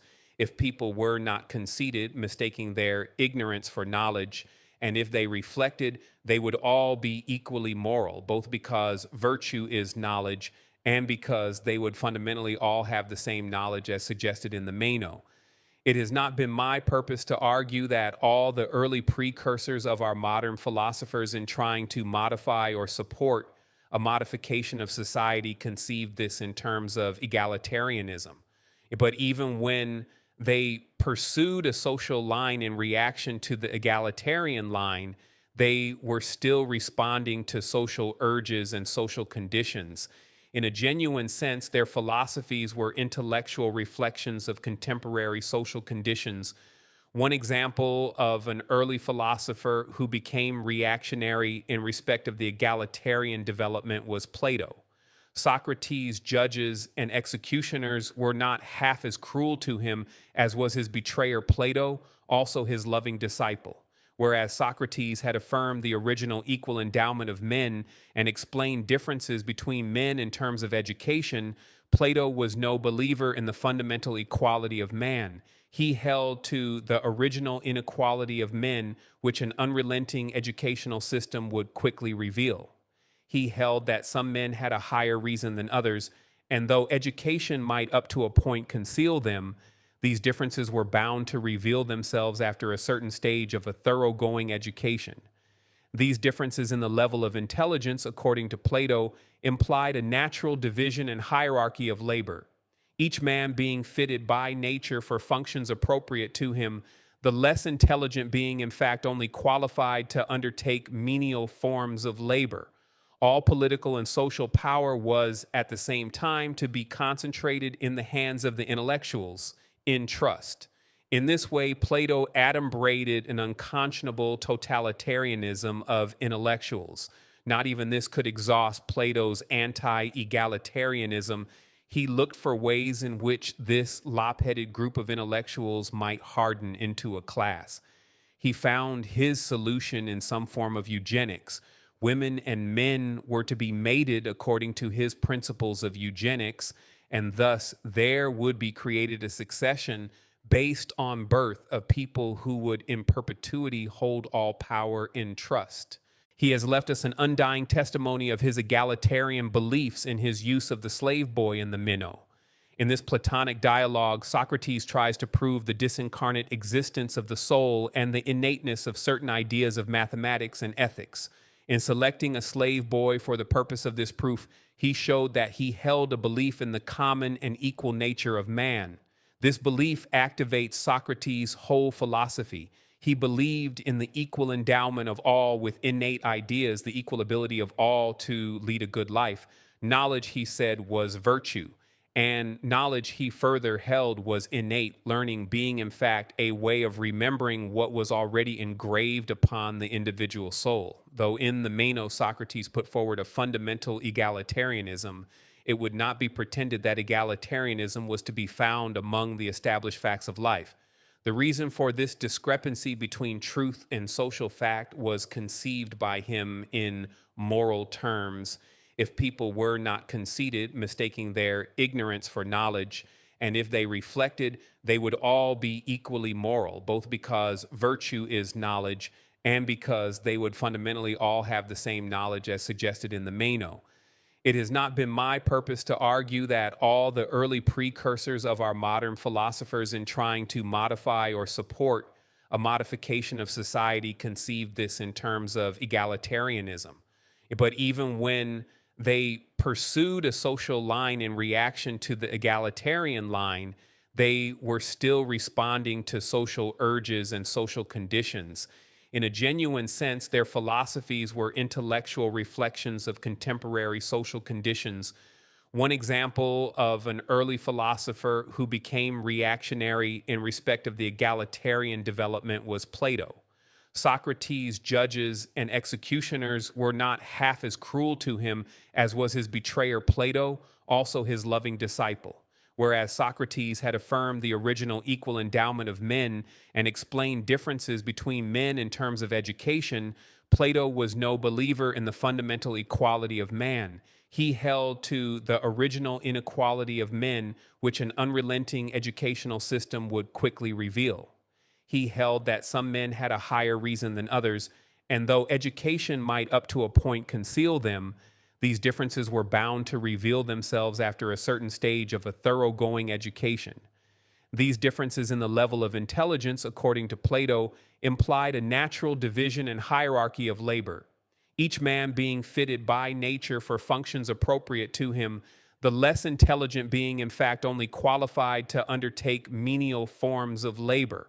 All political and social power was, at the same time, to be concentrated in the hands of the intellectuals, in trust.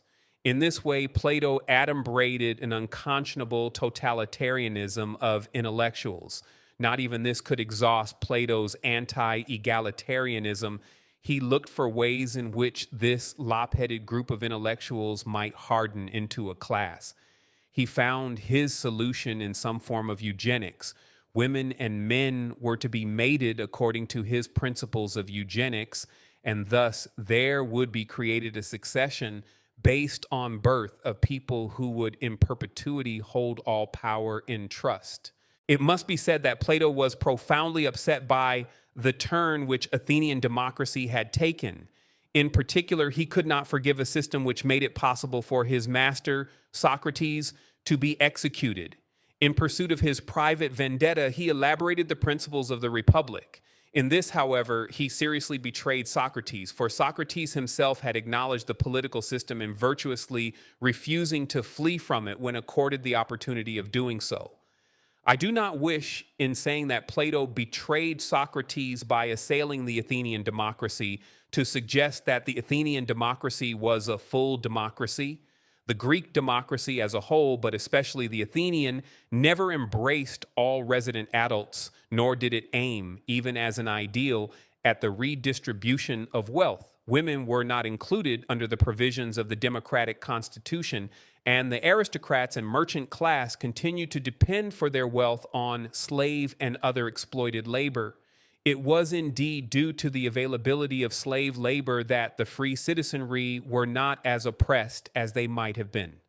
The citizenry were expected to remain content with the fact that certain offices of state were filled by lot and average citizens were able to become judges and executives. There is one other interesting aspect of Plato's betrayal. Philosophy has its own sociology, and it is not surprising that Plato failed to make a certain appropriate distinction. Faced with one, for him, unpleasant effect of the Greek democracy, he failed to draw a distinction between the theory of democracy and its practice in Athens. Theory and practice are always connected, but not always in the way which Plato thought. While each social system has a supporting ideology, a revolutionary ideology seeks to introduce a new social system. It is besides common for practice to fall short of the demands of theory. Democracy could not therefore be made to stand or fall with Athenian society. Plato failed grotesquely to separate a condemnation of the Athenian political practice from a condemnation of democratic theory. But Plato was himself too much of a reactionary ever to have been content with simply criticizing, even condemning, the Athenian misrepresentation of democracy. Plato's reactionary philosophy received development at the hands of the Christian intellectuals, for when they needed a philosophy to buttress their division between a heavenly order and an earthly order, it was to Plato and, to a lesser extent, Plotinus that they turned. It is important to see clearly the nature of the swing that had thus taken place. I started this sketch of Western philosophical thought from a time in the history of its Greek founders when an aristocratic class, assisted by a priestly oligarchy, held the sum total of social political power. The earliest philosophers, rebelling against the social order which a theological explanation of natural phenomena encouraged, went to the root of the matter by introducing a different kind of explanation for social and natural phenomena. The social implication of their metaphysics was a certain egalitarianism, which theoretically implied democracy and socialism. As the secular metaphysics, with its concern for the fundamental identity of man, suffered corruption, it tended towards a subjective idealism, a change which was complete by the time of the Sophists. And the political image of subjective idealism is anarchism. Socrates and some of his students were largely instrumental in checking the rise of anarchism, which the Sophists, both by their precept and by their moral neutrality, were already fostering. But that very egalitarianism, which Socrates was in a limited way endeavoring to save in its objective form, had by his time accommodated elements of the Sophist teaching. It had bred a rapacious individualism which could not take correction lightly. The system destroyed Socrates, and Socrates' soi-disant avenger, Plato, sought in turn to destroy even this limited democracy. In this attempt, he only succeeded in adumbrating a philosophy which could be used in supporting a society in which one class sat on the neck of another. It encouraged a new oligarchy, and this new oligarchy of the Dark and Middle Ages, like the one from which we started, sought its sacerdotal ally. So it is that Plato, in trying to avenge the defender of human equality, the man who always said that men did not differ as men any more than bees differed as bees, helped ironically in instituting his more complete overthrow. A few centuries later, Platonism having been seized upon, the priesthood set about acquiring an empire and political power. The world was treated to a rehash of the old familiar arguments and re-encumbered with a theological explanation of the cosmos. Heraclitus's hypothesis that neither God nor man had made the universe was swamped with earnest pietisms. The priests emphasized their role of experts on matters divine, and since this world was held to be but a dividend of divine enterprise, they claimed expertise on mundane matters as well. Deeply in league with the aristocrats, they plunged Europe into the Dark Ages and the most terrible feudalism which history records as the church exercised her divine right of grab. The church, however, was not allowed to hold imperial sway long, whereas the Pope had been an equal and colleague of Charlemagne. With the accession of Otto I, he sank to a junior position. Indeed, he was beholden to Otto for quelling the Italian threats to the papacy. With the emergence in this way of the secular emperor as the protector of the Pope, the whole question of the relation between church and state was vigorously broached, and secularists argued that as the Pope had not founded an empire, he could not rule one. Now, the Pope's claim to earthly sway had drawn inspiration from St. Augustine's Civitas Dei, which was itself milked from Plato and Plotinus. While pretending that she was only interested in the higher reality of heaven, the church was not reluctant to embroil herself in the sordidness of power politics. With the Pope at bay, the effectiveness of a Platonist philosophy as the ideology of papal sway was seriously compromised, for it could not ensure the continued ascendancy of the Pope. With Plato thus discredited, the church turned to Aristotle, Plato's telling critic. Aristotle was a champion of some form of democracy. He connected democracy with knowledge by saying that the truth on any matter had several sides which no single person could encompass in his individual gaze. Any individual could only grasp a portion, and it was through the collaboration of many that the whole truth was attained. One social, political significance of this is the rejection of anarchism, the political extreme of individualism. Aristotle did not, however, believe that each man was able to contribute to the truth. In this, he was reflecting in his thinking what was a social fact in Greece. To say that each man was able to contribute to the truth would require at the social level that each man should have political rights. To say that each man was equally able to contribute to the truth would require that each man should have equal political rights. The facts of Greek society were not in accord with this. The democracy of the Greeks was a democracy which was supported in the main by slave labor. Aristotle criticized neither the inequality of the sexes nor the exploitation of slave labor. He even thought that slavery was right provided the slave was naturally inferior to his master. Such men, he said, were by nature not their own. He enjoined his fellow countrymen not to enslave Greeks, but only an inferior race with less spirit. According to Aristotle, the state is not a mere aggregate of men, but a union of individuals bent on a common goal through cooperative action. It has for its purpose the pursuit of the highest good. Men, he, however, said, are not the same and do not perform the same functions in the pursuit of this common goal. At the same time, no man can, by his single exertions, bring about the highest good. The state is therefore founded upon an interdependence of men pursuing the same ultimate goal. Aristotle was prevented from fully appreciating egalitarianism by his superstitious reverence for facts. The interdependence of the members of society implies the illegitimacy of the pursuit of sectional interests above the common good, or the achievement of the latter as a mere byproduct of the pursuit of the former. He has, however, been often misunderstood when he stresses that there are differences among men. Egalitarianism cannot mean the absence of difference. It does not require this. It recognizes and accepts differences among men, but allows them to make a difference only at the functional level.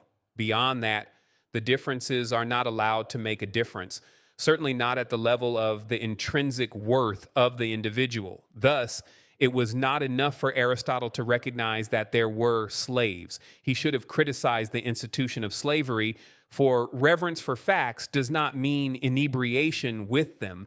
It does not mean that they cannot be appraised, criticized, and undermined.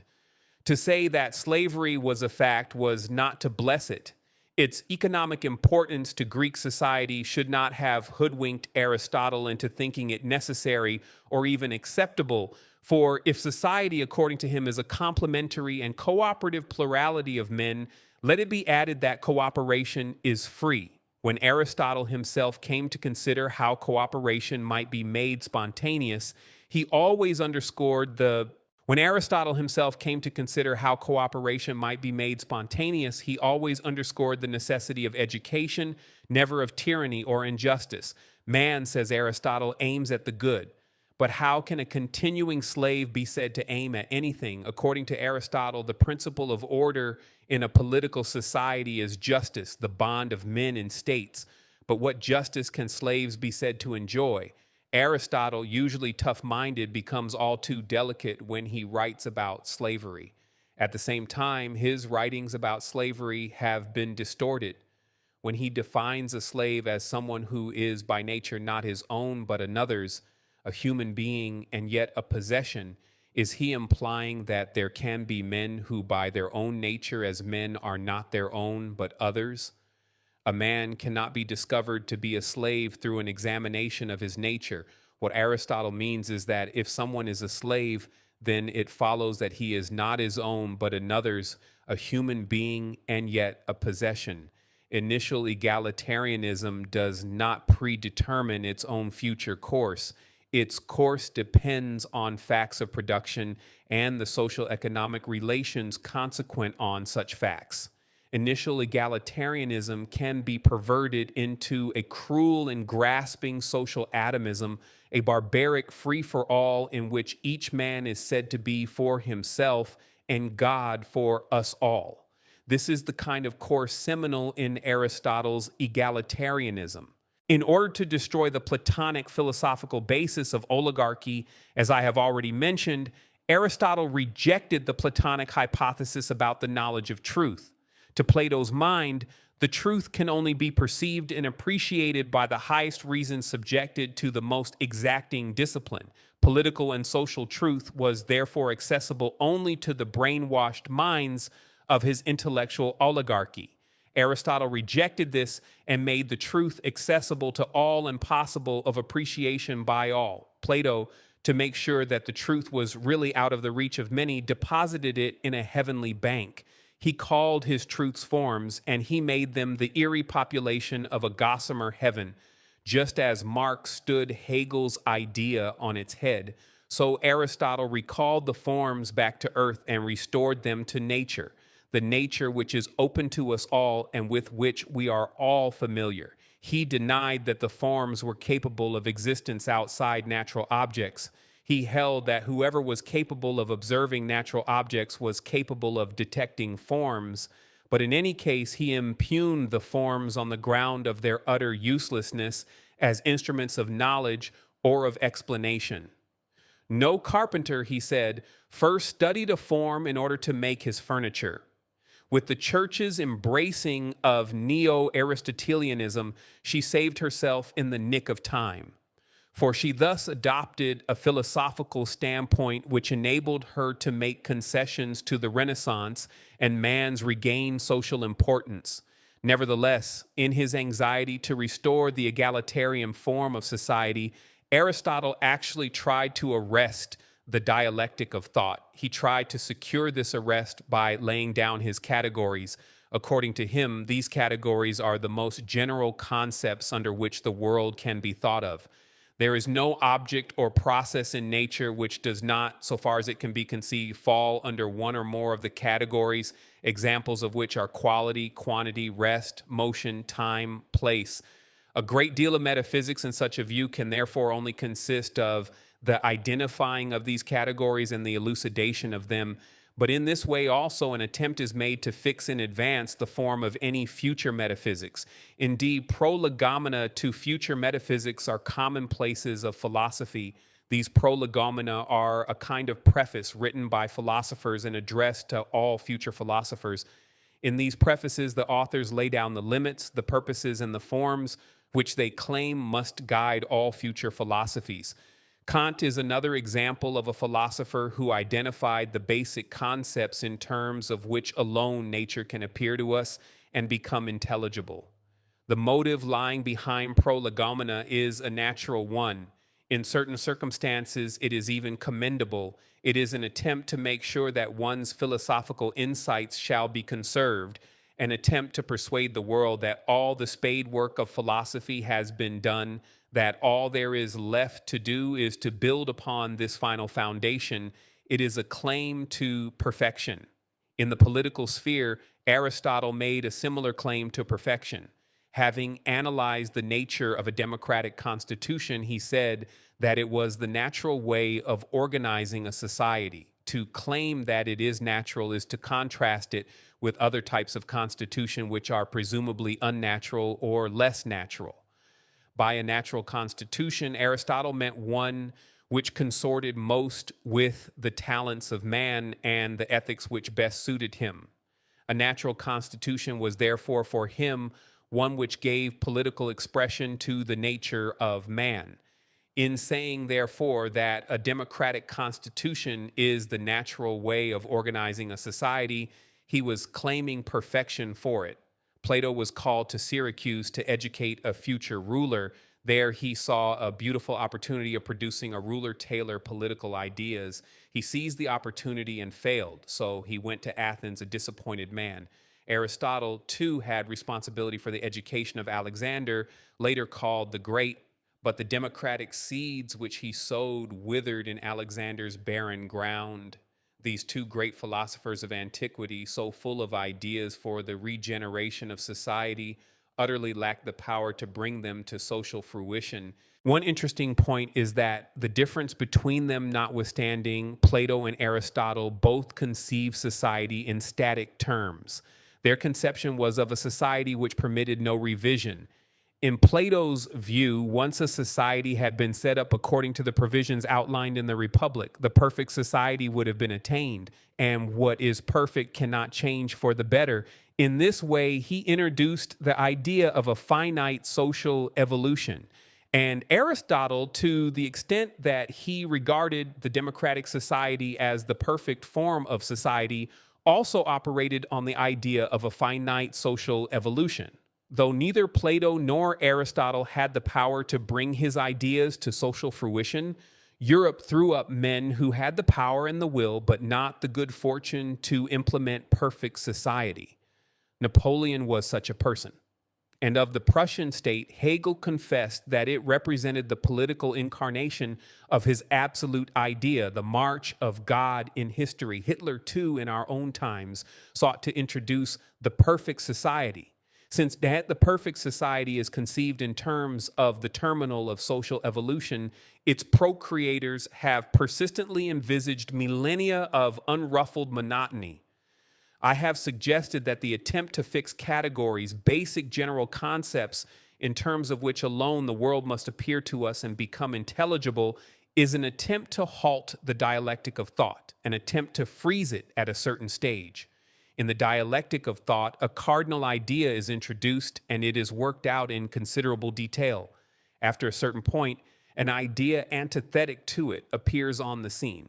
And in an attempt to reconcile them, a new idea is produced. And this new idea initiates a similar process. In laying down basic concepts which cannot admit of revision, Aristotle was attempting to halt the dialectic of thought. I also suggest that in the social field, Aristotle tried to arrest the dialectic of society. For in his treatment of the democratic society as the perfect form of society, he was attempting to lay down a terminal to social evolution and so to thwart dialectic. And yet his own position represents a stage in the unfolding of social dialectic. The egalitarianism which early Greek philosophy introduced could be formulated in terms of individualism, and Aristotle's democratic ideal with its insistence on an equal individualism was, after all, a particular way of spelling out that egalitarianism which the earlier Greek philosophers pitted against the sacerdotal aristocratic oligarchy. To the extent that individualism accepts as axiomatic the initial equal value of the individual, egalitarianism can be formulated in terms of it. But evidently, individualism alone cannot determine the form of social organization. Individualism may lead to capitalism, or it may lead to socialism. If one takes for the sake of an example the economic doctrines of John Stuart Mill, one must confess that he based them on a passionate individualism. Indeed, so passionate was his defense of individualism that he required governments to exercise the minimum of regulation on citizens. He advocated free economic activity. But true as it is that in Mill's doctrine, every citizen had the right to free economic activity, in the context of an already technical society, this meant little. In the technical society, this would inevitably breed an economic disproportion, and it would head society straight towards capitalism. If, however, one considers individualism not as giving to men an equal right to dominate and exploit one another, but as imposing upon us all the duty to support one another and make the happiness of others a condition for the happiness of oneself, then individualism so conceived and practiced heads society towards socialism. It is precisely because individualism does not determine the form of social organization that both the capitalistic and the socialistic traditions in Europe can trace their origins to the earliest Greek philosophers. Indeed, because the cultural history of Europe is the unfolding of a social dialectic, it is hardly surprising that antithetic strands of thought should simultaneously trace their spring and origin to the same cradle. The dialectic would not be full unless the antitheses were present. At this point, I must go back to the Renaissance, because the Renaissance is often conceived of as the emancipation of thought, as the time when thinking freed itself of all social and other limiting shackles. The Renaissance did indeed free itself from certain specific shackles. For example, it was in spirit profoundly non-religious.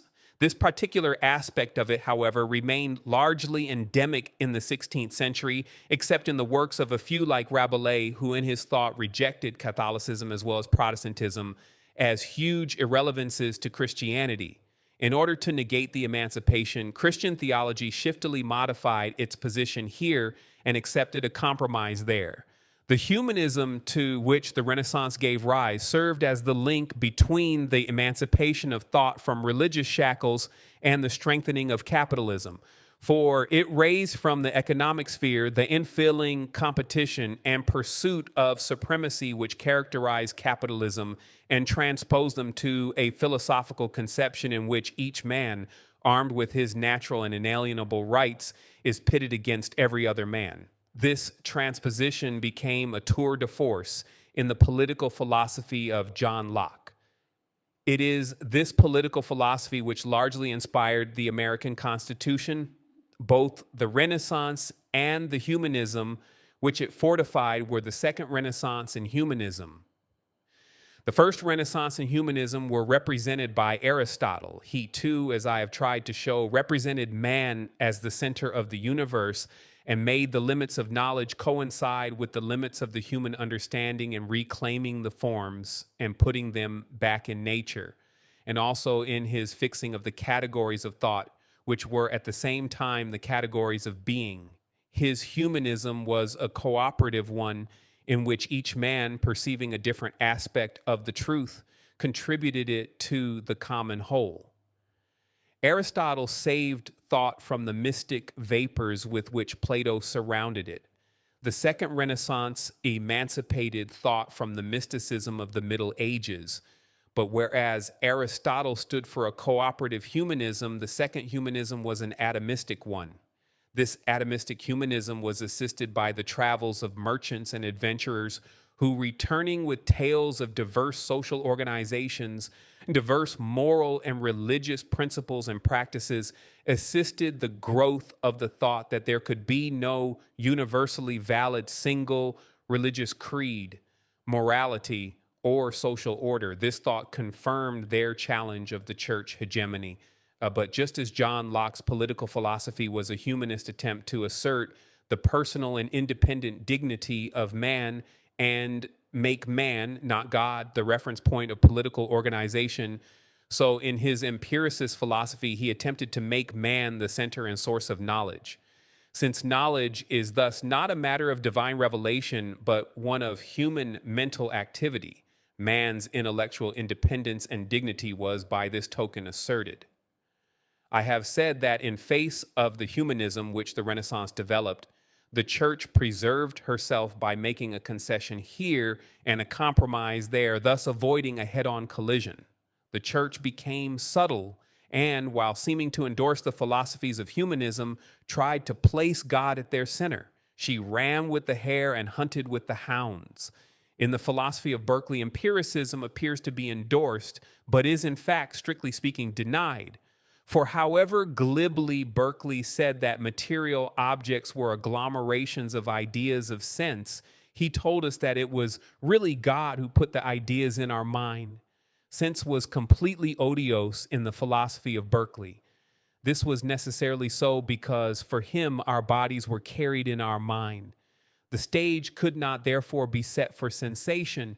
So impressive were the insinuations of this Berkeleyan doublespeak that the grateful church rewarded him with a bishopric.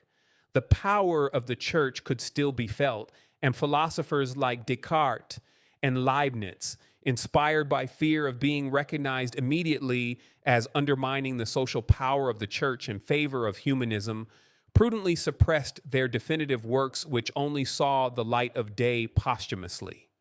I have already said that humanism branched off into a democratic capitalism and cooperative socialism. The two philosophies of Leibniz and Descartes provide further illustration of the way in which this happened. Leibniz believed that the universe consisted of an infinite number of units, which he called monads. Each monad was a spirit, but monads enjoyed different levels of consciousness, and matter in his philosophy was a collection of spirits which were in a complete state of unconsciousness. He was an idealist, but that was not what constituted his contribution to democratic capitalism. For this, we must turn to his remarks about the nature of monads. According to Leibniz, every monad is completely self-contained and is completely windowless on every other monad. Every monad is, furthermore, invested with a private law of its development, a law which provides sometimes for the dimness of every other monad at a time when a particular monad luxuriates in well-being. And this whole arrangement is sanctified by the principle of pre-established harmony. In social terms, this means that every individual has an inalienable right to develop according to his nature, even if his development requires the suffering and subordination of others, either in a political or in an economic sense. It is in this way that Leibniz's philosophy contributes to a democratic capitalism. On the other hand, in the philosophy of Descartes, support is given to cooperative socialism. Descartes begins from the position that reason is the same in all, and that fundamentally, we are equally able to perceive and appreciate the same truths. We do not have private truths. We all share public objective truths and pursue them. And even when, because we have not paid full attention to the matter at hand, we have not yet ascertained the truth, we must cooperate with others in supporting the demands of order as conceived by them.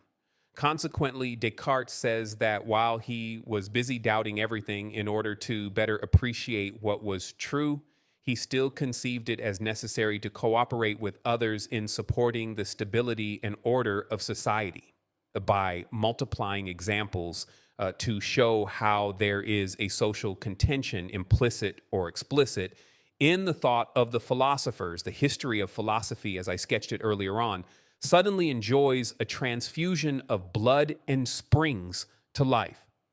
These philosophies appear in situ not as abstract ethereal systems, but as intellectual weapons implying social purpose. It is evident from the foregoing that Cartesian philosophy represented the most radical break in a social sense from the hegemony of the church and her aristocratic allies. The spread of Cartesianism in the form of free thinking therefore ensured that there ensued in France competing philosophies which engendered an acute social and ideological conflict. On the one hand, there was the oligarchic philosophy of the church. On the other, the egalitarian philosophy of Descartes, with its removal of the region of truth from mystic revelation to mathematical and public demonstration. The acute social and ideological conflict so generated could only be resolved by revolution. Intellectual tension had been mounting for 100 years or more. The libertines, the French freethinkers, had suffered persecutions and crisis after crisis. In 1624, the Parliament of Paris, obedient to the church, restrained certain chemists from disseminating anti-Aristotelian theses. Incanonical doctrines were proscribed, and their libertine disseminators were abused as immoralists, tricksters, and hypocrites who publicly professed religion but in private undermined it.